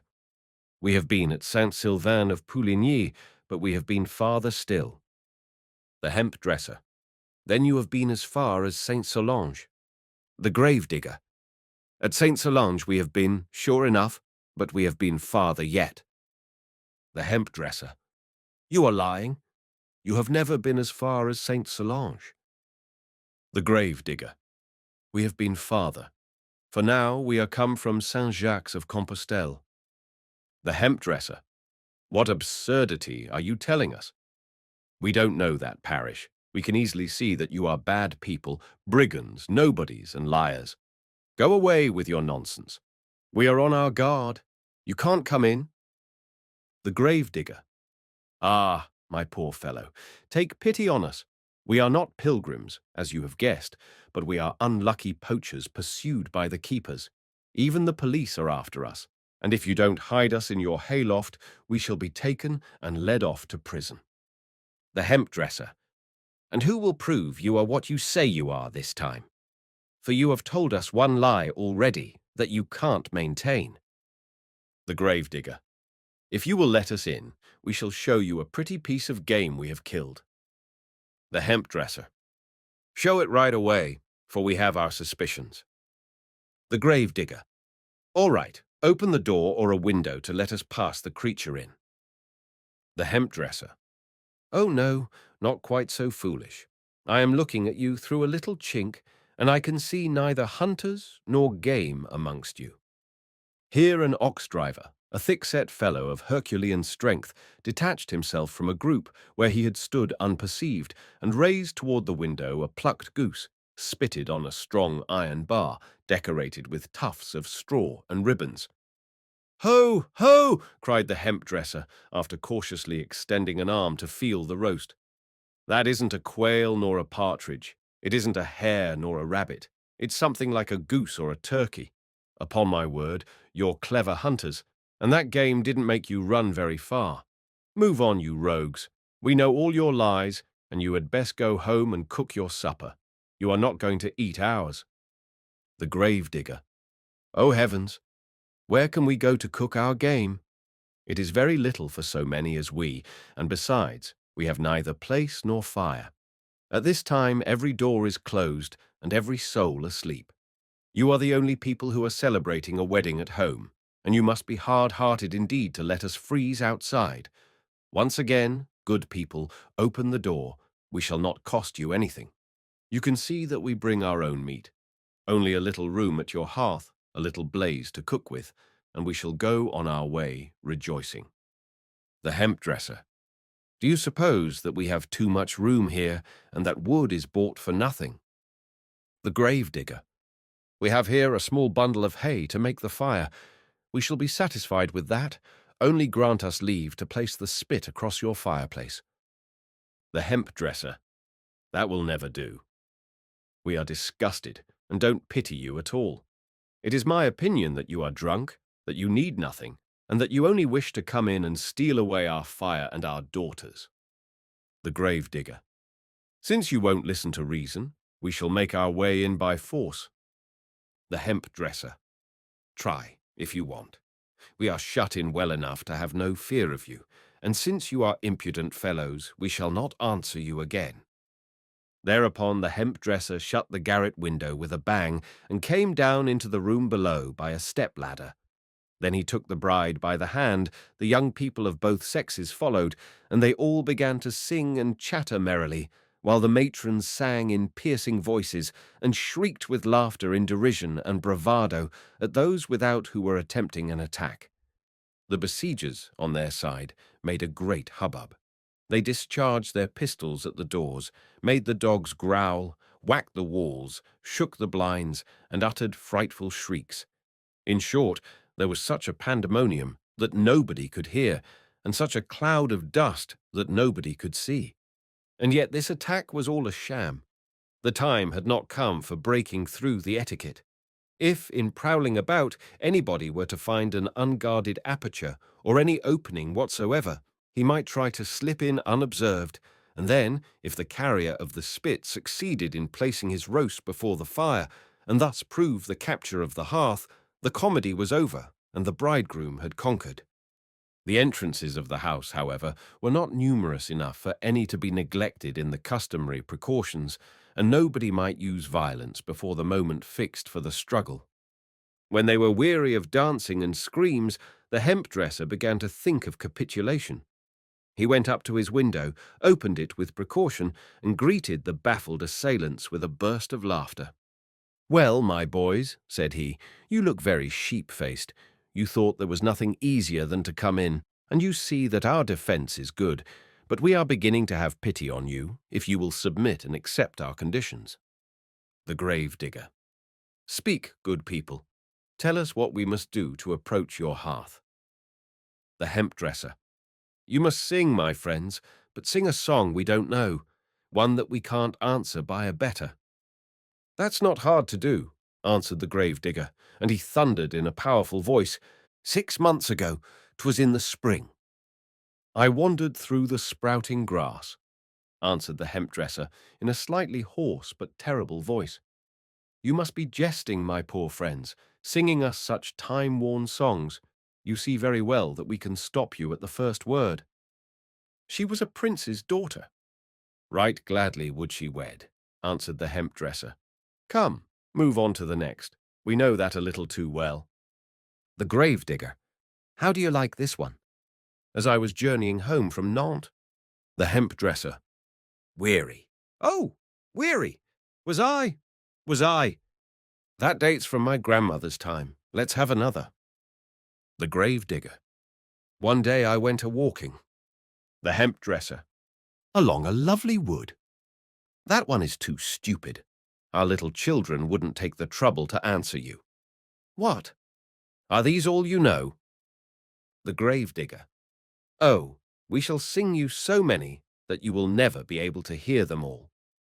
In this way, a full hour passed, as the two antagonists were champions of the country round in the matter of songs, and as their store seemed inexhaustible, the contest might last all night with ease, all the more because the hemp dresser, with a touch of malice, allowed several ballads of 10, 20, or 30 couplets to be sung through, feigning by his silence to admit his defeat. Then the bridegroom's camp rejoiced and sang aloud in chorus, and thought that this time the foe was worsted. But at the first line of the last couplet, they heard the hoarse croaking of the old hemp dresser bellow forth the second rhyme. Then he cried, "You need not tire yourselves by singing such a long one, my children. We know that one to our fingertips." Once or twice, however, the hemp dresser made a wry face, contracted his brow, and turned toward the expectant housewives with a baffled air. The gravedigger was singing something so old that his adversary had forgotten it, or perhaps had never even heard it. But instantly the good gossips chanted the victorious refrain through their noses with voices shrill as a sea mew's, and the gravedigger, forced to surrender, went on to fresh attempts. It would have taken too long to wait for a decision of the victory. The bride's party declared itself disposed to be merciful, provided that the bride were given a present worthy of her. Then began the song of the favours to a tune solemn as a church chant. The men without sang together in bass voices, "Open the door, true love, open the door. I have presents for you, love. Oh, say not adieu, love." To this the women answered from within in falsetto with mournful voices, "My father is sorry, my mother is sad, and I am a maiden too kind by far, at such an hour my gate to unbar." The men took up the first verse as far as the fourth line and modified it thus, "And a handkerchief new, love." But on behalf of the bride, the women answered in the same way as at first.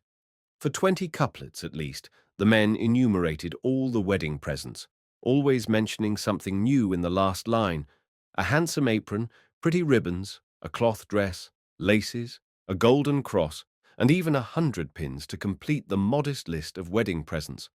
The refusal of the women could not be shaken, but at length the men decided to speak of. "A good husband too, love." And the women answered, turning toward the bride and singing in unison with the men, "Open the door, true love, open the door. Here's a sweetheart for you, love. Pray let us enter too, love." 3. The wedding. Immediately the hemp dresser drew back the wooden bolt which barred the door within. At this time it was still the only fastening known in most of the dwellings of our hamlet. The groom's band burst into the bride's house, but not without a struggle, for the young men quartered within, and even the old hemp-dresser and the gossips made it their duty to defend the hearth. The spit-bearer, upheld by his supporters, had to plant the roast before the fireplace. It was a regular battle, although people abstained from striking, and there was no anger shown in this struggle. But everybody was pushing and shoving so hard, and there was so much playful pride in this display of muscular strength that the results might well have been serious, although they did not appear so across the laughs and songs. The poor old hemp-dresser, fighting like a lion, was pinned to the wall and squeezed by the crowd until his breath almost left him. More than one champion was upset and trodden underfoot involuntarily. More than one hand, jammed against the spit, was covered with blood. These games are dangerous, and latterly the accidents have been so severe that our peasants have determined to allow the ceremony of the favours to fall into disuse. I believe we saw the last at the marriage of François Meillan, although there was no real struggle on that occasion.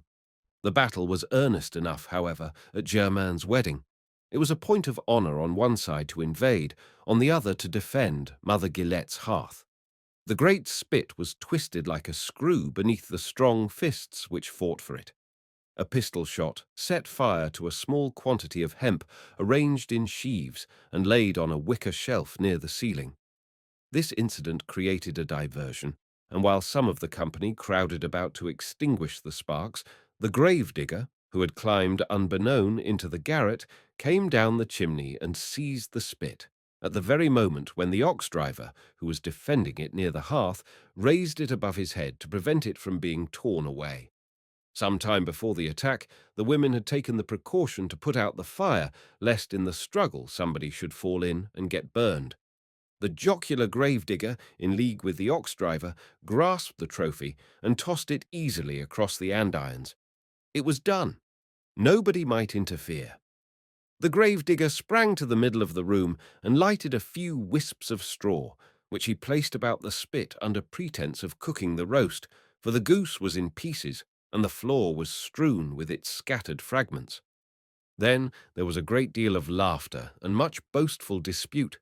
Everybody showed the marks of the blows he had received, and as it was often a friend's hand that had struck them, there was no word of complaint nor of quarrelling.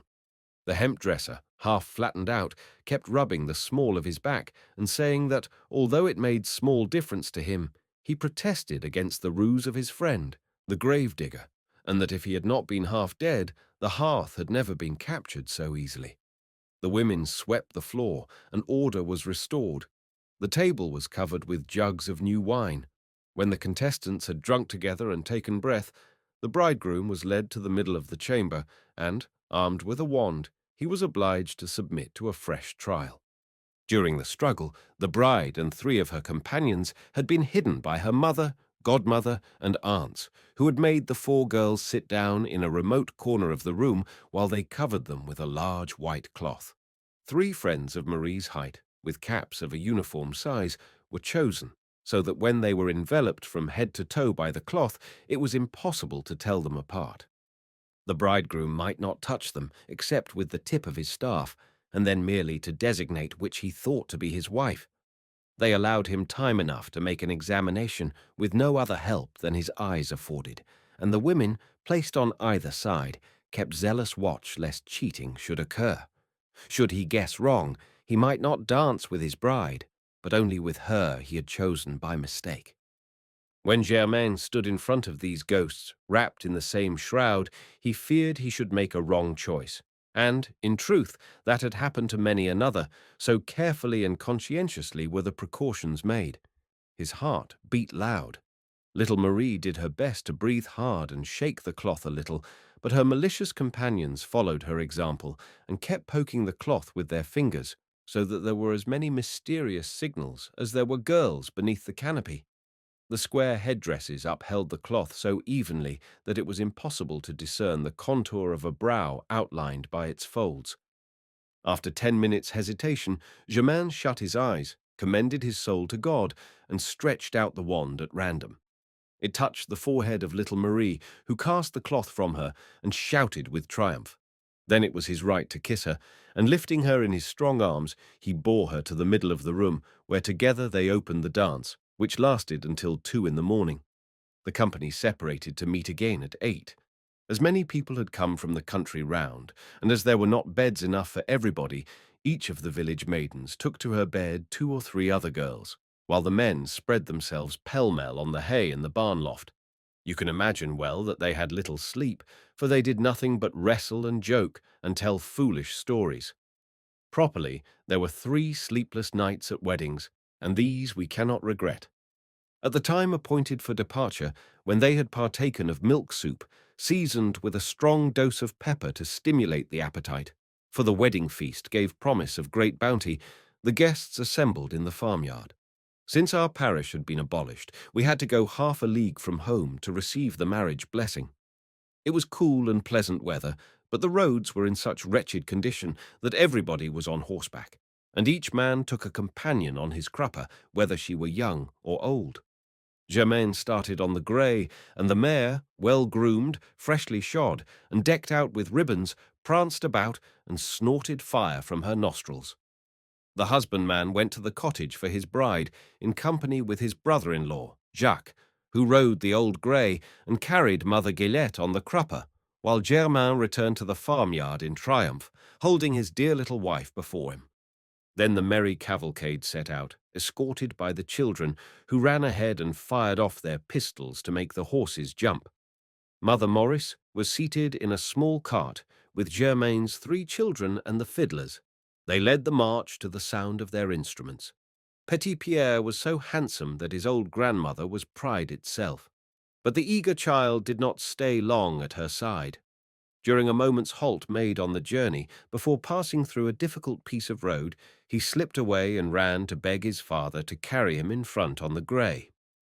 "No, no," replied Germain. "That will call forth some disagreeable joke. We mustn't do it." "It's little that I care what the people of Saint-Chartier say," said little Marie.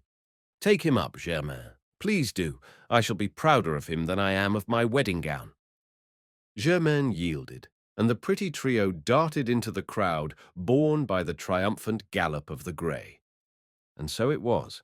The people of Saint-Chartier, although they were very sarcastic and somewhat disdainful of the neighbouring parishes which had been annexed to theirs, never thought of laughing when they saw such a handsome husband, such a lovely wife, and a child that a king's wife might court. Petit Pierre was all dressed in light blue cloth, with a smart red waistcoat so short that it descended scarcely below his chin. The village tailor had fitted his armholes so tight that he could not bring his two little hands together. But, oh, how proud he was! He wore a round hat with a black and gold cord and a peacock's plume which stuck out proudly from a tuft of guinea feathers. A bunch of flowers, bigger than his head, covered his shoulder, and ribbons fluttered to his feet. The hemp dresser, who was also the barber and hairdresser of the district, had cut his hair evenly by covering his head with a bowl and clipping off the protruding locks, an infallible method for guiding the shears.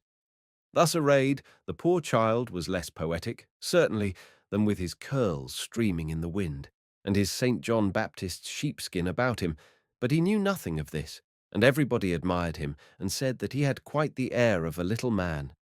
His beauty triumphed over everything, for what is there over which the exceeding beauty of childhood could not triumph? His little sister, Solange, had, for the first time in her life, a peasant's cap in place of the calico hood which little girls wear until they are 2 or 3 years old. And what a cap it was! Longer and larger than the poor little thing's whole body. How beautiful she thought it! She dared not even turn her head, so she kept quite still and thought the people would take her for the bride. As for little Sylvain, he was still in long clothes, and fast asleep on his grandmother's knees. He did not even know what a wedding was. Germain looked at his children tenderly, and when they reached the town hall, he said to his bride, "Marie, I have come here with a happier heart than I had the day when I brought you home from the forest of Chanteloube, thinking that you could never love me. I took you in my arms to put you on the ground as I do here, but I thought that never again should we be mounted on the good grey with the child on our knees. I love you so dearly. I love these little creatures so dearly. I am so happy that you love me, and that you love them, and that my family love you. And I love your mother so well, and all my friends so well, and everybody else so well today, that I wish I had 3 or 4 hearts to fill all of them, for surely one is too small to hold so much love and so much happiness. It almost makes my stomach ache." There was a crowd at the door of the town hall and another at the church to see the pretty bride. Why should we not tell about her dress? It became her so well. Her muslin cap, without spot and covered with embroidery, had lappets trimmed with lace. At that time, peasant women never allowed a single lock to be seen, and, although they conceal beneath their caps splendid coils of hair tied up with tape to hold the coif in place, even today it would be thought a scandal and a shame for them to show themselves bareheaded to men. Nowadays, however, they allow a slender braid to appear over their foreheads, and this improves their appearance very much. Yet I regret the classic headdress of my time. Its spotless laces next at the bare skin gave an effect of pristine purity which seemed to me very solemn. And when a face looked beautiful thus, it was with a beauty of which nothing can express the charm and unaffected majesty. Little Marie wore her cap thus, and her forehead was so white and so pure that it defied the whiteness of linen to cast it in the shade. Although she had not closed an eye the night before, the morning air and, yet more, the joy within of a soul pure as the heaven, and, more than all, a small secret flame guarded with the modesty of girlhood, caused a bloom to mount to her cheeks, delicate as the peach blossom in the first beams of an April sun. Her white scarf, modestly crossed over her breast, left visible only the soft curves of a neck rounded like a turtle dove's. Her homemade cloth gown of myrtle green outlined her pretty figure, which looked already perfect, yet which must still grow and develop, for she was but 17. She wore an apron of violet silk with the bib our peasant women were so foolish as to suppress, which added so much elegance and decency to the breast. Nowadays they display their scarfs more proudly, but there is no longer in their dress that delicate flower of the purity of long ago, which made them look like Holbein's virgins. They are more forward, and more profuse in their courtesies. The good old custom used to be a kind of staid reserve, which made their rare smile deeper and more ideal. During the offertory, after the fashion of the day, Germain placed the 13, that is to say, 13 pieces of silver, in his bride's hand. He slipped over her finger a silver ring of a form unchanged for centuries, but which is replaced for henceforth by the golden wedding ring. As they walked out of church, Marie said in a low voice, "Is this really the ring I wanted? Is it the one I asked you for, Germain?" "Yes," answered he. "My Catherine wore it on her finger when she died. There is but one ring for both my weddings."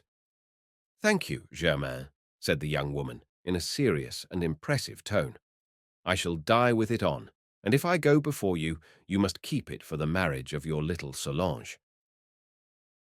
4. The cabbage. They mounted and returned very quickly to Bel Air. The feast was bountiful, and mingled with songs and dances, it lasted until midnight. For 14 hours the old people did not leave the table. The grave digger did the cooking, and did it very well. He was celebrated for this, and he would leave his fire to come in and dance and sing before and after every course. And yet this poor Father Bontemps was epileptic. Who would have thought it? He was fresh and strong, and merry as a young man. One day we found him in a ditch, struck down by his malady at nightfall. We carried him home with us, in a wheelbarrow, and we spent all night in caring for him. 3 days afterward, he was at a wedding, singing like a thrush, jumping like a kid, and bustling about after his old fashion. When he left a marriage, he would go to dig a grave and nail up a coffin. Then he would become very grave, and though nothing of this appeared in his gay humour, it left a melancholy impression which hastened the return of his attacks. His wife was paralyzed and had not stirred from her chair for 20 years. His mother is living yet, at 140, but he, poor man, so happy and good and amusing, was killed last year by falling from his loft to the sidewalk. Doubtless he died a victim to a fatal attack of his disease, and, as was his habit, had hidden in the hay so as not to frighten and distress his family. In this tragic manner he ended a life strange as his disposition, a medley of things sad and mad, awful and gay, and in the midst of all, his heart was ever good and his nature kind. Now we come to the 3rd day of the wedding, the most curious of all, which is kept today in all its vigour. We shall not speak of the roast which they carry to the bridal bed. It is a very silly custom, and hurts the self-respect of the bride, while it tends to ruin the modesty of the attendant girls. Besides, I believe that it is practiced in all the provinces, and does not belong peculiarly to our own. Just as the ceremony of the wedding favours is a symbol that the heart and home of the bride are one, that of the cabbage is a symbol of the fruitfulness of marriage. When breakfast is over on the day after the wedding, this fantastic representation begins. Originally of Gallic derivation, it has passed through primitive Christianity, and little by little it has become a kind of mystery or droll morality play of the Middle Ages. 2 boys, the merriest and most intelligent of the company, disappear from breakfast, and after costuming themselves, return escorted by dogs, children, and pistol shots. They represent a pair of beggars, husband and wife, dressed in rags. The husband is the filthier of the two. It is vice which has brought him so low. The wife is unhappy and degraded only through the misdeeds of her husband. They are called the gardener and the gardener's wife, and they pretend it is their duty to guard and care for the sacred cabbage. The husband has several names, each with a meaning. Sometimes they call him the scarecrow because his head is covered with straw or hemp, and because his legs and a portion of his body are surrounded with straw to hide his nakedness, ill concealed by his rags. He has also a great belly, or hump, constructed of straw or hay underneath his blouse. Then he is known as the ragamuffin on account of his covering of rags. Lastly, he is termed the infidel, and this is most significant of all, because by his cynicism and his debauchery he is supposed to typify the opposite of every Christian virtue. He comes with his face all smeared with soot and the lees of wine, and sometimes made yet more hideous by a grotesque mask. An earthenware cup, notched and broken, or an old sabbat attached to his girdle by a cord shows that he has come to beg for alms of wine. Nobody refuses him, and he pretends to drink. Then he pours the wine on the ground by way of libation. At every step he falls, rolls in the mud, and feigns to be a prey to the most shameful drunkenness. His poor wife runs after him, picks him up, calls for help, arranges his hempen locks, which straggle forth in unkempt wisps from beneath his filthy hat, sheds tears over her husband's degradation, and pours forth pathetic reproaches. "Wretched man," she cries, "see the misery to which your wickedness has brought us. I have to spend all my time sewing and working for you, mending your clothes. You tear and bedraggle yourself incessantly. You have eaten up all my little property. Our 6 children lie on straw, and we are living in a stable with the beasts. Here we are forced to beg for alms, and, besides, you are so ugly and vile and despicable that very soon they will be tossing us bread as if we were dogs. Ah, my poor people, take pity on us. Take pity on me. I haven't deserved my lot, and never had woman a more dirty and detestable husband. Help me to pick him up, else the wagons will run over him as they run over broken bottles, and I shall be a widow, and that will end by killing me with grief, though all the world says it would be an excellent riddance for me." Such is the part of the gardener's wife, and her continued lamentations last during the entire play, for it is a genuine, spontaneous comedy, acted on the spur of the moment in the open air, along the roads and across the fields, aided by every chance occurrence that presents itself. Everybody shares in the acting, people within the wedding party and people without, wayfarers and dwellers in houses, for 3 or 4 hours of the day, as we shall see. The theme is always the same, but the variations are infinite, and it is here that we can see the instinct of mimicry, the abundance of droll ideas, the fluency, the wit at repartee, and even the natural eloquence of our peasants. The role of gardener's wife is entrusted commonly to a slender man, beardless and fresh of face, who can give a great appearance of truth to his personification and plays the burlesque despair naturally enough to make people sad and glad at once, as they are in real life. These thin, beardless men are not rare among us, and, strangely enough, they are sometimes most remarkable for their muscular strength. When the wife's misfortunes have been explained, the young men of the company try to persuade her to leave her drunken husband and to amuse herself with them. They offer her their arms and drag her away. Little by little she gives way, her spirits rise, and she begins to run about, first with one and then with another, and grows more scandalous in her behavior. A fresh morality. The ill conduct of the husband excites and aggravates the evil in the wife. Then the infidel wakes from his drunkenness. He looks about for his companion, arms himself with a rope and a stick, and rushes after her. They make him run, they hide, they pass the wife from one to another, they try to divert her attention and to deceive her jealous spouse. His friends try to get him drunk. At length he catches his unfaithful wife and wishes to beat her. What is truest and most carefully portrayed in this play is that the jealous husband never attacks the men who carry off his wife.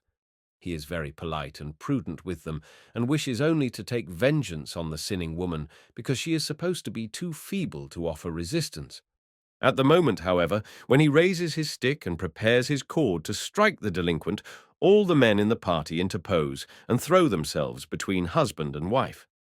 "Don't strike her, never strike your wife," is the formula repeated to satiety during these scenes. They disarm the husband and force him to pardon and to kiss his wife, and soon he pretends to love her better than ever. He walks along, his arm linked in hers, singing and dancing until, in a new access of drunkenness, he rolls upon the ground, and then begin all over again the lamentations of the wife, her discouragements, her pretended unfaithfulness, her husband's jealousy, the interference of the neighbors, and the reconciliation. In all this there is a simple and even coarse lesson, which, though it savours strongly of its middle-age origin, does not fail to fix its impression if not on the married folk, who are too loving or too sensible to have need of it, at least upon the children and the young people. The infidel, racing after young girls and pretending to wish to kiss them, frightens and disgusts them to such a degree that they fly in unaffected terror. His dirty face and his great stick, harmless as it is, make the children shriek aloud. It is the comedy of customs in their most elementary but their most striking state. When this farce is well under way, people make ready to hunt for the cabbage. They bring a stretcher and place upon it the infidel, armed with a spade, a cord, and a large basket. 4 powerful men raise him on their shoulders. His wife follows on foot, and after her come the elders, in a body with serious and thoughtful looks. Then the wedding march begins by couples to a step tuned to music.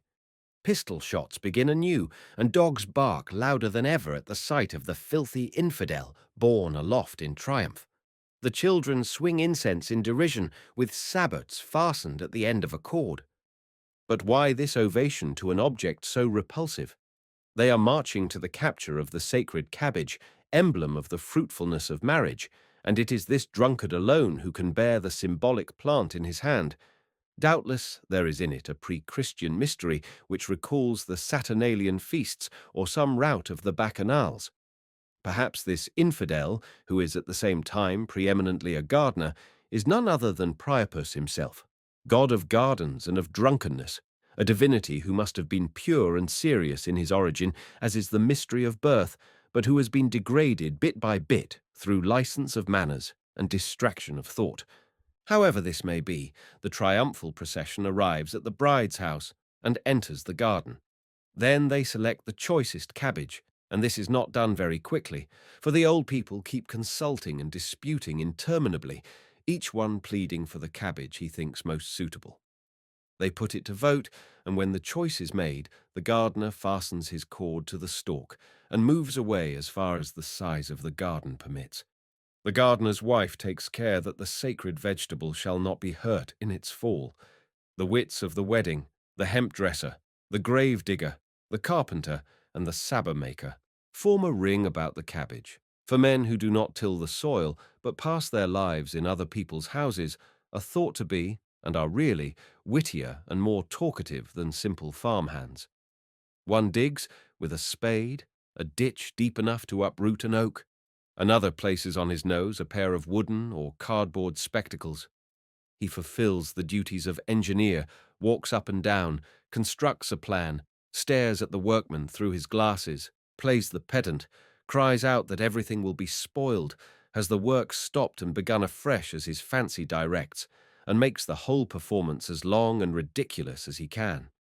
This is an addition to the formula of an ancient ceremony held in mockery of theorists in general, for peasants despise them royally, or from hatred of the surveyors who decide boundaries and regulate taxes, or of the workmen employed on bridges and causeways, who transform commons into highways and suppress old abuses which the peasants love. Be this as it may, this character in the comedy is called the geometrician, and does his best to make himself unbearable to those who are toiling with pickaxe and shovel. After a quarter of an hour spent in mummery and difficulties raised in order to avoid cutting the roots and to transplant the cabbage without injury, while shovelfuls of dirt are tossed into the faces of the onlookers, so much the worse for him who does not retreat in time, for were he bishop or prince he must receive the baptism of earth. The infidel pulls the rope, the infidel's wife holds her apron, and the cabbage falls majestically amidst the applause of the spectators. Then a basket is brought, and the infidel pair plant the cabbage therein with every care and precaution. They surround it with fresh earth and support it with sticks and strings, such as city florists use for their splendid potted camellias. They fix red apples to the points of the sticks and twist sprigs of thyme, sage, and laurel all about them. They bedeck the whole with ribbons and streamers. They place the trophy upon the stretcher with the infidel, whose duty it is to maintain its equilibrium and preserve it from harm, and at length they move away from the garden in good order and in marching step. But when they are about to pass the gate, and again when they enter the yard of the bridegroom's house, an imaginary obstacle blocks the way. The bearers of the burden stagger, utter loud cries, retreat, advance once more, and, As though crushed by a resistless force, they pretend to sink beneath its weight. While this is going on, the bystanders shout loudly, exciting and steadying this human team. Slowly, slowly, my child. There, courage. Look out, be patient. Lower your head. The door is too low. Close up, it's too narrow. A little more to the left, now to the right. On with you. Don't be afraid, you're almost there. Thus it is that in years of plentiful harvest, the ox cart, loaded to overflowing with hay or corn, is too broad or too high to enter the barn door. Thus it is that the driver shouts at the strong beasts to restrain them or to urge them on. Thus it is that with skill and mighty efforts they force this mountain of riches beneath the rustic arch of triumph. It is, above all, the last load, called the cart of sheaves, which requires these precautions, for this is a rural festival, and the last sheaf lifted from the last furrow is placed on the top of the cartload, ornamented with ribbons and flowers, while the foreheads of the oxen and the whip of the driver are decorated also. The triumphant and toilsome entry of the cabbage into the house is a symbol of the prosperity and fruitfulness it represents. Safe within the bridegroom's yard, the cabbage is taken from its stretcher and borne to the topmost peak of the house or barn. Whether it be a chimney, a gable, or a dovecote that crowns the roof, the burden must, at any risk, be carried to the very highest point of the building. The infidel accompanies it as far as this, sets it down securely, and waters it with a great pitcher of wine, while a salvo of pistol shots and demonstrations of joy from the infidel's wife proclaim its inauguration. Without delay, the same ceremony is repeated all over again. Another cabbage is dug from the garden of the husband, and is carried with the same formalities and laid upon the roof which his wife has deserted to follow him. These trophies remain in their places until the wind and the rain destroy the baskets and carry away the cabbage. Yet their lives are long enough to give some chance of fulfillment to the prophecies which the old men and women make with bows and courtesies. Beautiful cabbage, they say, live and flourish, that our young bride may have a fine baby before a year is over. For if you die too quickly, it is a sign of barrenness, and you will stick up there like an ill omen. The day is already far gone when all these things are accomplished.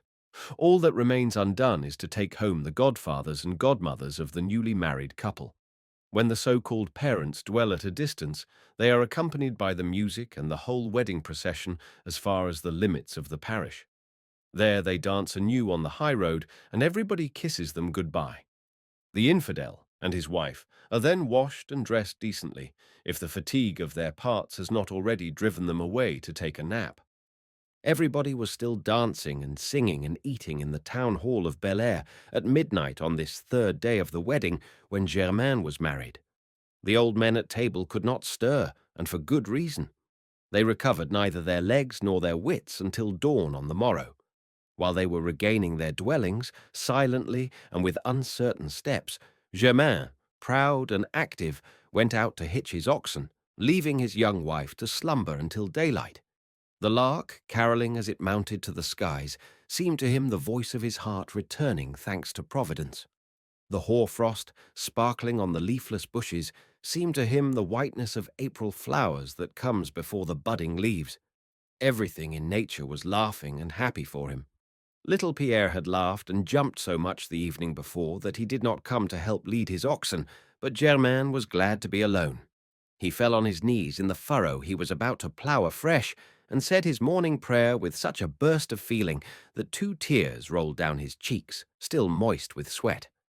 Afar off he heard the songs of the boys from neighbouring villages, who were starting on their return home, singing again in their hoarse voices the happy tunes of the night before.